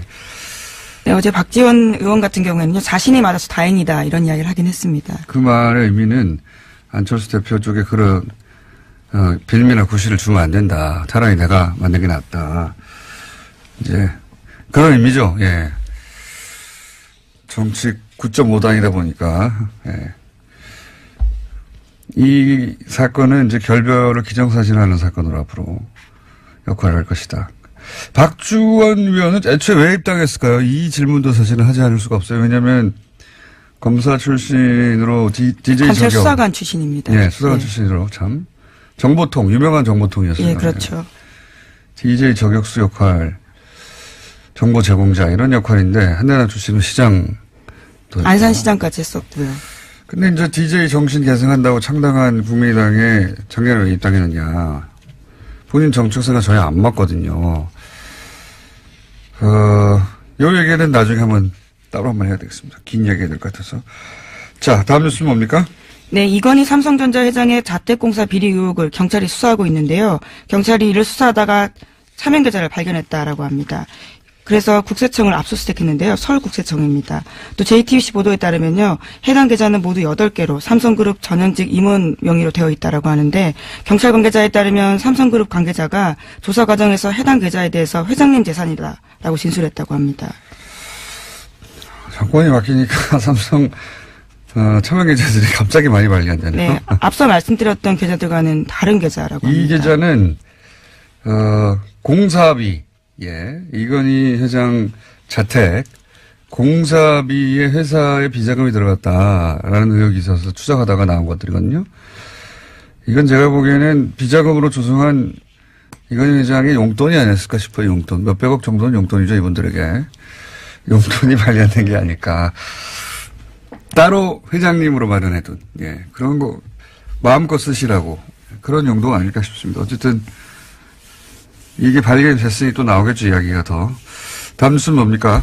네, 2012년 대선을 사흘 앞두고 경찰이 기습적으로 국정원 대선 개입 사건 중간 수사 결과 발표한 바 있습니다. 이 자료를 경찰이 발표 전에 국정원에 전달했다라는 한겨레신문 보도가 있는데요. 또 당시 국정원은 서울지방경찰청 등을 통해서 경찰의 수사 진행 상황도 실시간으로 전달받았습니다. 그래서 검찰은 오늘 김병찬 서울 용산경찰서장을 공무상 비밀 누설 혐의 등으로 불구속 기소할 방침입니다. 지난주에 저희가 좀 지지난주군요. 자세히 다뤘는데, 청와대 새누리 경찰 국정원 사각 커넥션 대선 직전에 2012년,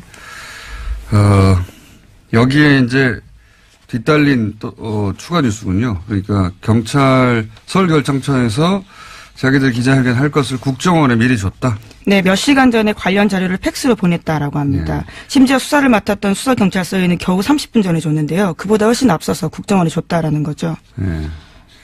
당시 이제 소위 문을 잠그고 셀프 감금하던 국정원 김 씨, 노트북에서 글이 발견된 거죠. 정치 개입하는. 그러자 이 김병찬 당시에는 서울청 수사 2계장이었습니다. 네, 이 수서경찰서에서 수사를 하던 김병찬 서울청에서 수사했었는데요. 소장이 그게 안 나오도록 검색어를 줄여서 그렇죠. 범위를 줄였습니다. 그러니까 실제 검색어가 안 나왔다고. 그러니까 나온 검색어를 피해서 안 나오는 단어로 검색하도록 만들었다는 얘기죠. 예. 이러고 나서 이제 국정원의 명예가 실추되고 그 직원 인권이 유린됐다고 민형사상 책임을 묻겠다고 했었죠. 곧바로 그런 보도자료 낸 바가 있는데요. 정말 겨우 이번에 드러나서 공소시효 하루 전에 검찰이 기소하게 됐다라고 합니다. 그렇군요. 이건 그때도 다 의혹이 충분히 있었는데도 다 넘어갔었죠. 이제야 밝혀지는 겁니다. 자, 다음 뉴스는 뭡니까? 네, 지난주 금요일에 최승호 신임사장을 맞은 MBC가 노서공동으로 해직자 6명의 복직을 선언했습니다. MBC 보도국 간부와 메인 뉴스 앵커도 교체가 됐는데요. 반면에 노종면 YTN 기자는 노사 간 적폐청산 협상이 결렬되자 보도국장직을 거부했습니다. 노 기자는 이명박 정부 시절 낙하산 사장 반대 투쟁으로 해고됐다가 9년 만에 복직한 바 있습니다.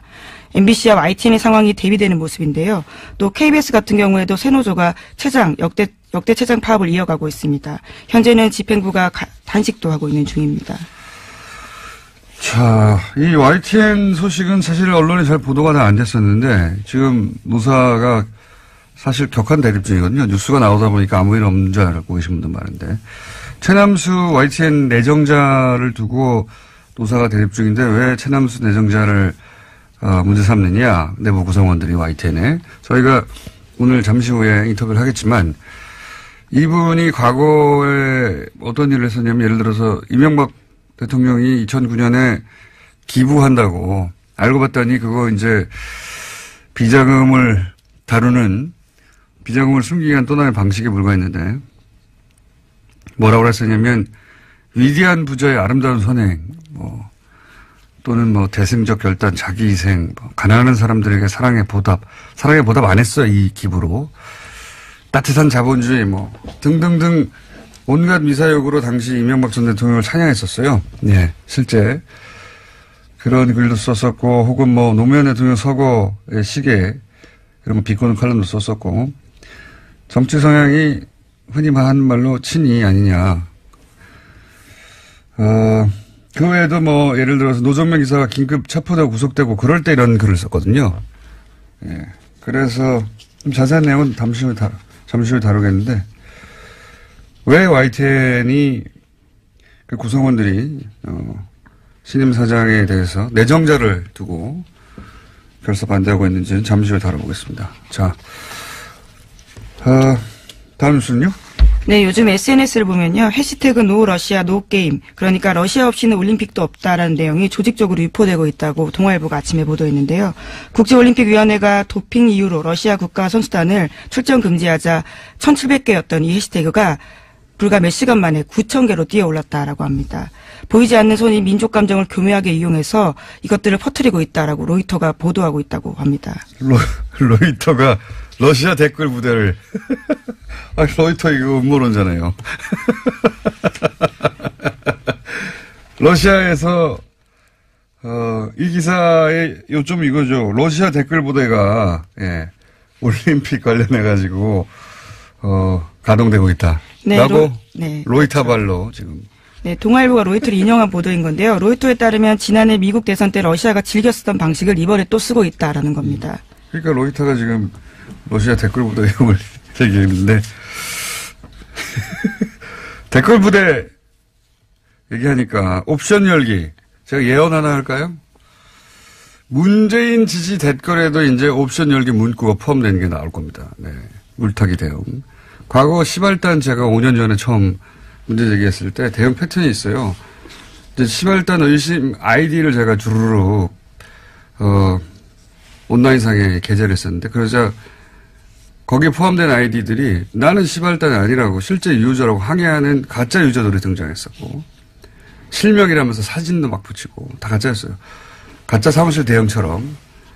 그리고 문재인도 댓글 부대에 있다. 뭐 이런 얘기 있었거든요. 물타기로. 이번에도 예언합니다. 이제 문재인 지지 댓글에 옵션 열기가 포함된 그런 댓글들이 나올 거예요. 예. 똑같은 대응 방법. 그거 외에도 별로 쓸 게 없거든요. 한번 검색해 보세요. 그리고 캡처해 주세요. 다 그거 옵션 열기 문구가 있는 문재인 지지 댓글인 척 하는 것도 댓글 부대입니다. 잘 캡처해 주시고. 그리고 자기가 실제 유저라고 항의하는 댓글 유저들도 옵션 열기 들어가 있는 문구. 그거 내가 단순 실수한 거다. 또 댓글 부대입니다. 실명이라고 등장하는 사람들도 댓글 부대입니다. 옵션 열기라는 문구가 들어간 댓글과 아이디를 일제히 대량 삭제했거든요. 이건 중앙 통제를 의미한다.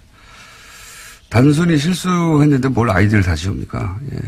그런 아이디와 댓글이 이제 나중에 증거로 쓰일 수 있는 걸 우려한 거죠. 있기 때문에 우리도 이번 기회에 상업참여 민주주의 제도의 도입을 고려해보면 어떨까 하는 생각이 듭니다. 알겠습니다. 그러니까 일반의 비판은 있을 수 있는 일이다. 사법부 독립을 해친다고 하는 것은 동의하지 않는다 이런 말씀이시네요. 요약하자면. 예, 그렇죠. 네. 그렇죠. 예. 알겠습니다. 오늘 말씀 여기까지 듣겠습니다. 감사합니다. 예, 감사합니다. 네, 지금까지 대구대학 법과대학의 윤재만 교수님이었습니다. 국민의당 박주원 최고위원. 이 사건 더불어민주당 김홍걸 국립통합위원장 연결해서 어떻게 보시는지 짚어보겠습니다. 안녕하십니까? 예, 안녕하세요. 처음에는 이제 진실 공방이 있다가 어제 주성영 의원이 이제 재인터뷰를 했는데 박주원 최고위원이 김대중 전 대통령 비자금 맞다라고 하면서 그걸 재차 여러 번 확인해 준 바 있다고 인터뷰를 해서 사실상 이 공방에는 이제 쐐기를 박은 것 같은데 2008년에도 당시에 박주원 최고위원이 이 제보자 아니냐 하는 의혹이 있었다고 하는데 그때 혹시 들어보셨습니까? 저는 그 당시에는 듣지 못했는데요. 네. 당시에 그 같은 법사위에 있었던 박지원 의원은 뭐 인터뷰에서 그 당시에 소문은 들었다 이렇게 말씀을 하셨죠. 소문 그때는 소문이라면 지금은 이제 거의 확정되는 분위기인데, 근데 이 일이 예견된 사태라고 하셨던데 왜 어떤 의미로 예견된 사태라고 하신 겁니까? 예. 그러니까 국민의당 쪽에서 그동안에 특히 안철수 대표가 이제 자기 세력이 부족하기 때문에 마구 이제 사람들을 받아들였는데 그런 사람들 중에 좀 문제성 있는 사람들이 많이 나오지 않았습니까? 뭐 지난번 증거 조작 사건의 뭐 이유미 이준서라든가 또 뭐 주변에 그 과거 친이계라고 할 수 있는 그 한나라당 출신들 이런 사람들이 꽤 있거든요. 예, 그런 사람들을 뭐 과거 검증을 안 하고 마구잡이로 받아들이다 보니까 그런 사람들까지 끼어든 게 된 거 아닌지 그렇게 보는 거죠. 그렇게 영입할 때부터 이런 사달이 나중에 날 것만 같았다 이런 말씀이시군요. 그렇죠. 그러니까 박주원 씨가 이제 한나라당에서 시장까지 한 경력이 있는데 상당히 그쪽에 충성을 했던 사람인데도 불구하고 시장 했던 것이 아주 스펙이 괜찮다. 오히려 그런 식으로 평가를 했다는 걸 들어봐도 이제 영입한 기준부터가 잘못돼 있었던 거죠. 그래서 예견된 사태라고 하시는 거고. 예. 그래서 이제 소위 이제 친안파 그 국민의당의 구성원들 중에 친한파 구성원들 중에 친이기가 있다 이렇게 이제 의심해 오셨던 거고 이번 사태가 그런 연결선상에서 봐야 되는 거 아니냐 이런 말씀이신 것 같은데. 예, 맞습니다. 그렇다면 바른정당 통합 추진도 같은 맥락에서 이해하시는 겁니까? 뭐 그것과 무관하다고 할 수 없죠. 뭐 친이계들이야 같은 당내의 호남 의원들이나 이런 사람들보다 아무래도 그 뿌리가 같고 코드가 맞는 바른정당 사람들하고 합치고 싶어하는 건 뭐 당연한 일이죠. 그런 관점에서 보시면 최근에 통합 움직임도 이해가 간다 이런 입장이신 것 같고 지금 현재 국민의당이 이 박지원 최고위원 사태와 관련해서 내놓고 있는 대응에 대해서는 뭐 충분하다고 보십니까? 글쎄요. 일단 뭐 서둘러서 뭐 최고위원 사퇴다 뭐 당원권 정지다 하는데 뭐 계속 지금까지 그런 식으로 무슨 일 생길 때마다 이 꼬리 자르기 하고 뭐 서둘러서 그냥 덮어버리려는 근본적인 문제는 이제 외면한 채 그런 식으로 처리를 했기 때문에 별로 새삼스러울 건 없습니다. 안철수 대표는 정치적 음해가 아닌가 초반에는 그런 이야기도 했었는데. 그게 이제 일단 안철수 대표의 그 상황 인식이 근본적으로 문제가 있다는 걸 보여주는 거죠. 그러니까 무슨 전에도 그랬지만 계속해서 무슨 문제가 생길 때마다 이 자신의 잘못은 전혀 인정을 하려 하지 않고 그냥 남들이 자기를 음해하기 위해서 뭔가 정치적 음모가 있다는 식으로 그렇게 몰아붙이는 그것은 참 정치 지도자로서 심각한 문제라고 봅니다. 호남계 쪽에서의 반응은 어떻게 보십니까?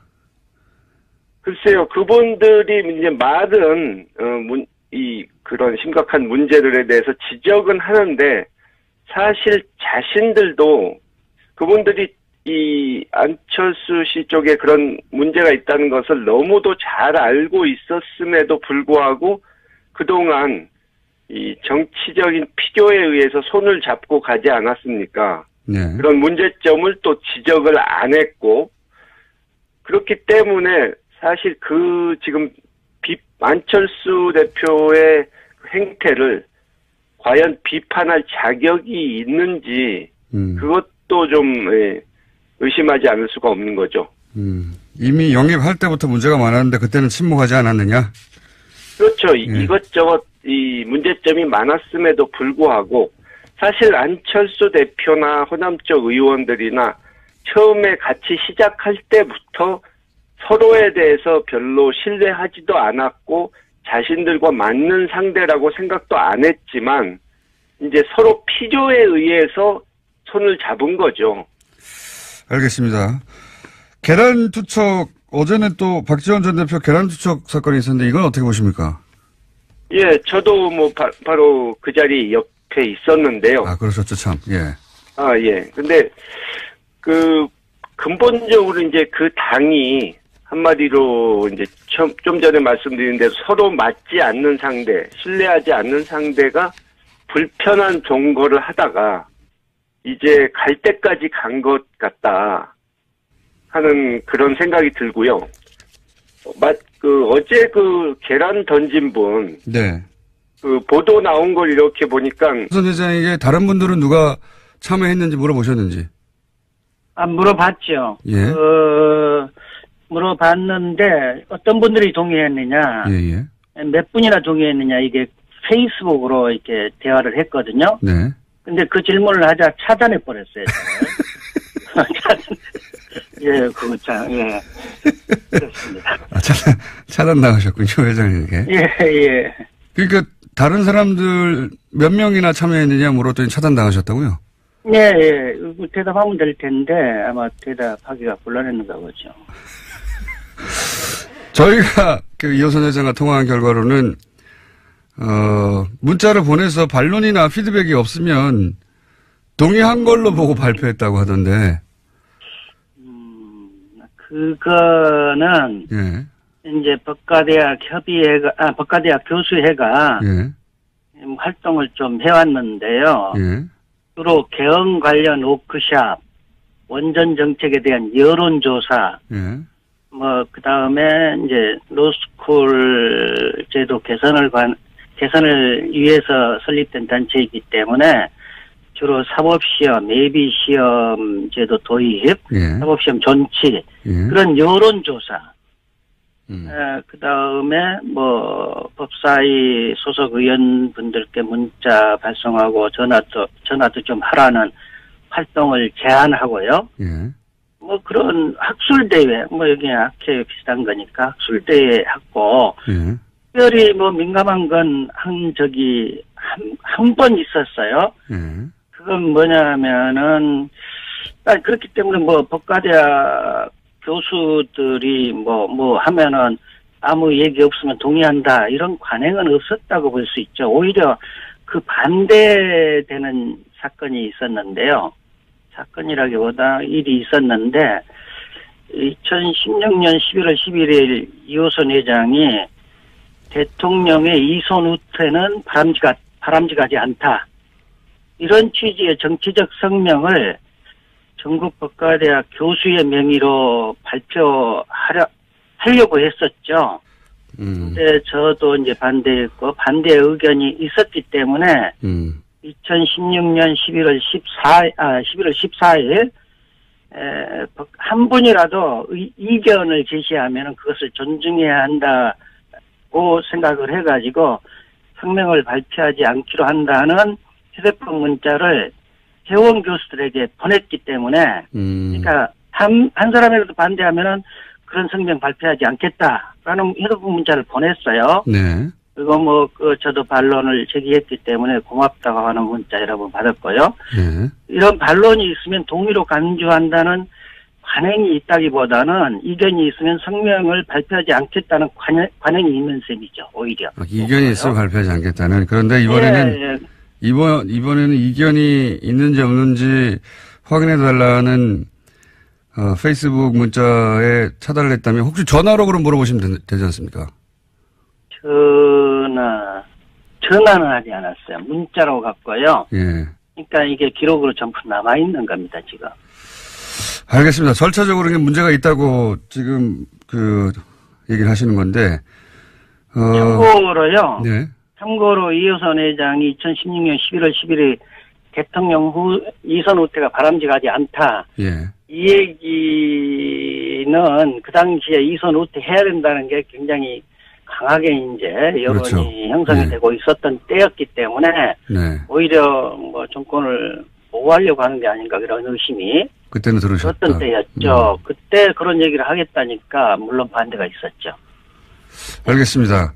그러면 절차적인 부분은 이제 문제 제기하신 건 알겠습니다. 그러니까 누가 동의했는지 밝혀달라고 했더니 이제 차단을 했고 그리고 예. 문자를 보내고 한두 시간 이내에 수렴 정도만 거친 후에 바로 기사가 된 것 같다. 그러니까 처음부터 수렴할 의지가 없었던 것 같다. 이런 이제 문제의식이신데. 예. 성명의 내용에는 동의하십니까? 그럼 신경결 판사의 판결에 대한 일반인들의 비판은 사법부 독립을 해치는 것이다. 이 내용에는 동의하십니까? 그게 이제 우리나라에서는 직업법관들, 지금 법관들이죠. 직업법관들만 사법권을 행사하는 게 이제 그게 이제 정설인 것처럼 네. 그렇게 교육을 받아갖고 그 외에 다른 나라의 제도 이런 것들은 전혀 배운 바가 없기 때문에 사법권은 오직 직업법관들만 행사하는 것이다 이렇게 알고 있는데요. 네. 독일 등 일국에서는 직업법관들만 사법권을 행사하는 게 아니라 깜짝 놀랄 만한 일인데요. 일반 시민들도 예. 직업법관들과 함께 동일한 권한을 갖고 독일 참심제라든지 명예법관제 이런 거 보면은 동일한 법관과 동일한 권한을 갖고 일반 시민들이 참여를 해요. 사법권 행사에. 예. 그렇기 때문에 우리나라에서는 직업법관들이 이제 정관들, 학연, 지연, 혈연 이런 등에서 흔들리고 특히 자신들 승진 때문에 대법원으로부터 흔들려가지고 법관이 독립적이지 못하고 자의적으로 사법권을 행사하는 게 문제죠. 이 신강렬 판사도 우병우와 같은 대학 연수원 동기이고 같은 지역 출신인데 좁은 그것도 지역 출신인데 보통 사람이라면은 공권 행사에 흔들릴 만큼 많이 가까운 사이죠. 그런데도 일반 시민들이 납득이 안 가는 결정까지 했기 때문에 의심을 하는 것이거든요. 예. 우리나라가 외국처럼 직업법관과 일반 시민이 구석적 의심을 하는 사법참여 민주주의 국가였다면은 신강렬 판사가 갖고 있는 뭐 대학 연수원 동기 등 학연이나 지연의 영향을 차단할 수 있었을 텐데 뭐 그런 제도가 없기 때문에 영향을 받았을 것이라고 국민들이 의심을 하는 것이죠. 이렇게 뭐 일반 시민이 직업권과 함께 사법권을 행사하는 사법참여주의 민주주의 제도에서는 승진이라든지 정관, 학연, 지연, 혈연 등 영향을 차단할 수 있을 뿐만 아니라 사법참여 민주주의 제도에서는 대부분의 법 이론에 정통한 직업법관들이 일반 명예법관들을 일반 시민이기 때문에 이제 설득을 해가지고 주로 직업법관들의 판단대로 따르게 되겠죠.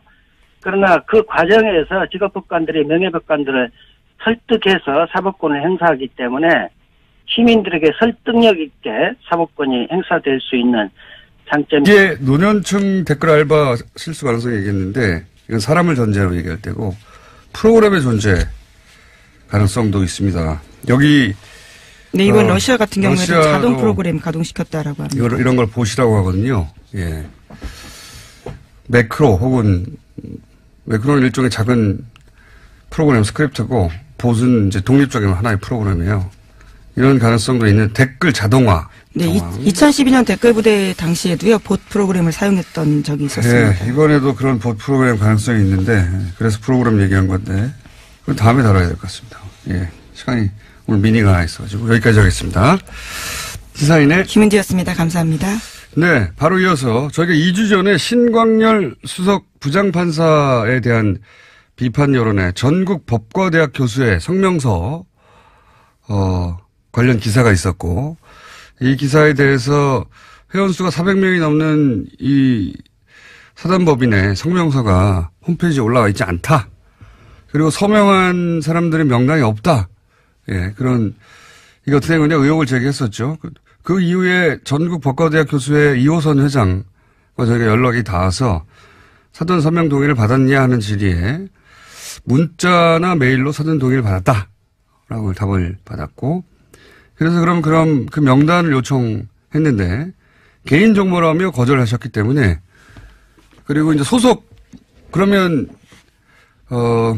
동의한 사람들 말고 회원 명단을 줄 수 있겠느냐. 근데 회원 명단도 거절하셨기 때문에 저희가 이제 소속 교수들을 누가 소속된지 알 수가 없잖아요. 예. 어렵게 수배해서 한 분을 오늘 연결해서 어떤 일이 있었는지 들어보려고 합니다. 대구대학 법과대학의 윤재만 교수님 연결됐습니다. 안녕하세요, 교수님. 예, 안녕하세요. 반갑습니다. 네. 예. 그 전국 법과대학 교수회 회원이시죠? 지금 예. 그 전국 법과대학 교수회가 어떤 단체인지 홈페이지를 통해서는 활동량이 거의 없어서 알 수가 없어서 여쭤보는 건데 어떤 단체입니까? 예, 전국 법과대학 협의회는 2009년에 네. 대학이 구성원입니다. 저도 그때 학장이었기 때문에. 아, 대학이 구성원이다. 예. 예, 참여 멤버였어요. 예. 처음에 구성 멤버죠. 예. 그런데 이 2015년에 예. 전국 법과대학 교수회가 예. 구성원이 법과대학 교수들로 바뀌어가지고 이렇게 결정을 해요. 예. 그래서 구성원이 바뀐 거죠. 법과대학이 구성원이었는데 예. 법과대학 교수들이 구성원으로 어쩌면 일종의 질적인 변화를 가져온 건데요. 어떤 의결 절차를 거친 거니까. 그리고 이 전국 법과대학 협의회가 전신 예. 이게 사법시험 존치, 예비시험 제도 도입 등 예. 로스쿨 제도 개선을 위한 목적으로 설립된 거라서 그 목적은 그대로 가지고 간다고 보고요. 예. 구성원들이 동의해가지고 뭐 묵시적인 동의죠. 오늘에 이렇게 된 겁니다. 알겠습니다. 처음에는 대학으로 그러니까 로스쿨 문제 제기를 한 대학들 네. 모임으로 시작됐다가 나중에는 구성원들이 교수회로 바뀌었다. 네. 예. 알겠습니다. 그럼 이제 이 성명서 관련해서 제가 질문을 드려보겠습니다. 성명서가 처음 언론에 보도된 게 이제 찾아보니까 11월 27일 월요일 오후 3시 20분경이었는데 세계일보를 통해서 그 이후 연합뉴스에서도 보도가 됐고. 네. 그런데 이제 이호선 회장은 언론에 보도되기 전에 집행부 카톡으로 중지를 모았다 해서 이제 그 카톡 화면을 저희한테 보내왔는데 근데 이 카톡 화면에는 찬반 토론 내용이나 회원 동의 이런 걸 묻는 내용이 없어서 제가 여쭤보는 건데 네. 혹시 이 성명서를 발표하기 전에 동의 여부를 묻는 어떤 요청을 교수님께서는 받으셨습니까? 받으셨으면 어떤 형태로 받으셨나요? 네. 우선 그 이호선 회장이 얘기한 뭐 카톡으로 중지를 모았다 이 얘기는 네. 회원 교수들의 의견을 물은 게 아니고요. 예. 회장, 부회장 등 집행부 논의를 했다는 얘기입니다. 집행부 내부에서. 성원들의 의견을 수렴했다는 얘기가 아니에요. 회원들 의견을 물었다는 얘기가 아니다? 예. 예. 그 다음에 회원들에게는 예. 지난 11월 27일 11시 55분에 사법부의 독립을 해치는 자제되어야 한다. 뭐 성명초안. 근데 헌법에는 사법부 독립이 아니라 법관의 독립성이거든요. 예. 이 표현도 좀 잘못된 건데 어쨌든 사법부의 독립을 해치는 행위는 자제돼야 된다. 이런 성명서 초안과 함께 의견을 주면 수렴하겠다. 예. 이런 휴대폰 문자가 왔어요. 아, 문자가 왔다? 예. 문자가 왔어요. 예. 근데 저는 12시부터 오후 4시 45분까지 강의가 있었기 때문에 오후 5시경에 5시 정확하게 얘기하면 5시 13분입니다. 그때서야 반대의 뜻을 담은 2개의 문건 이게 제가 작성한 건데요. 그걸 휴대폰 문자로 발송합니다. 그 나중에야 그 다음날 알았던가요 저는. 나중에 보니까 세계일보의 김태훈 기자를 통해 가지고 오후 3시 20분에 사법부 독립을 해치는 행위는 자제돼야 된다. 이 전국 법과대학 협의회 교수회군요. 교수의 명의의 성명서가 이미 발표된 것을 알게 되었습니다. 근데 그렇다면은 김태훈 기자님도 그 기사를 작성해야 되고 또 데스크 검토도 있어야 되고 그 시간이 한두 시간 걸린다고 뭐 최소한 잡아가지고요. 본다고 한다면은 400여 명 이상이 되는 전국 법과대학 교수들의 의견 수렴을 위해서 겨우 1시간 내지 2시간밖에 걸리지 않았다는 건데 이건 물리적으로 불가능하죠. 따라서 처음부터 전국 법과대학 교수들의 의견 수렴을 할 생각은 없이 언론에 발표하기로 기획된 것이 아닌가 볼 수 없다는 것이죠. 그런 의혹을 가지고 계시군요. 그럼 혹시 그 교수님은 11시 55분에 문자를 받고 12시가 강연이어서 끝나고 나서 5시에 나는 반대한다고 문자를 보냈는데 이미 기사는 3시에 나갔더라 이런 얘기인데 그렇죠. 예. 혹시 다른 분들은 이 성명서에 동의한다는 단문자를 보냈는지 확인해 보셨습니까? 다른 분들은 모르겠어요. 제가 그렇게 받았기 때문에 그냥 한꺼번에 보내지 않았겠습니까? 그렇겠죠. 저한테만 늦게 보냈다는 건 말이 안 되고요. 제가 이제 여쭤보는 이유는 뭐냐면 저희도 이제 다른 분들은 이 성명에 찬성한다고 하는 의사표시가 있었나 싶어서 이호선 회장에게 이제 문의를 했는데 그 명단은 공개할 수 없다고 그래서 혹시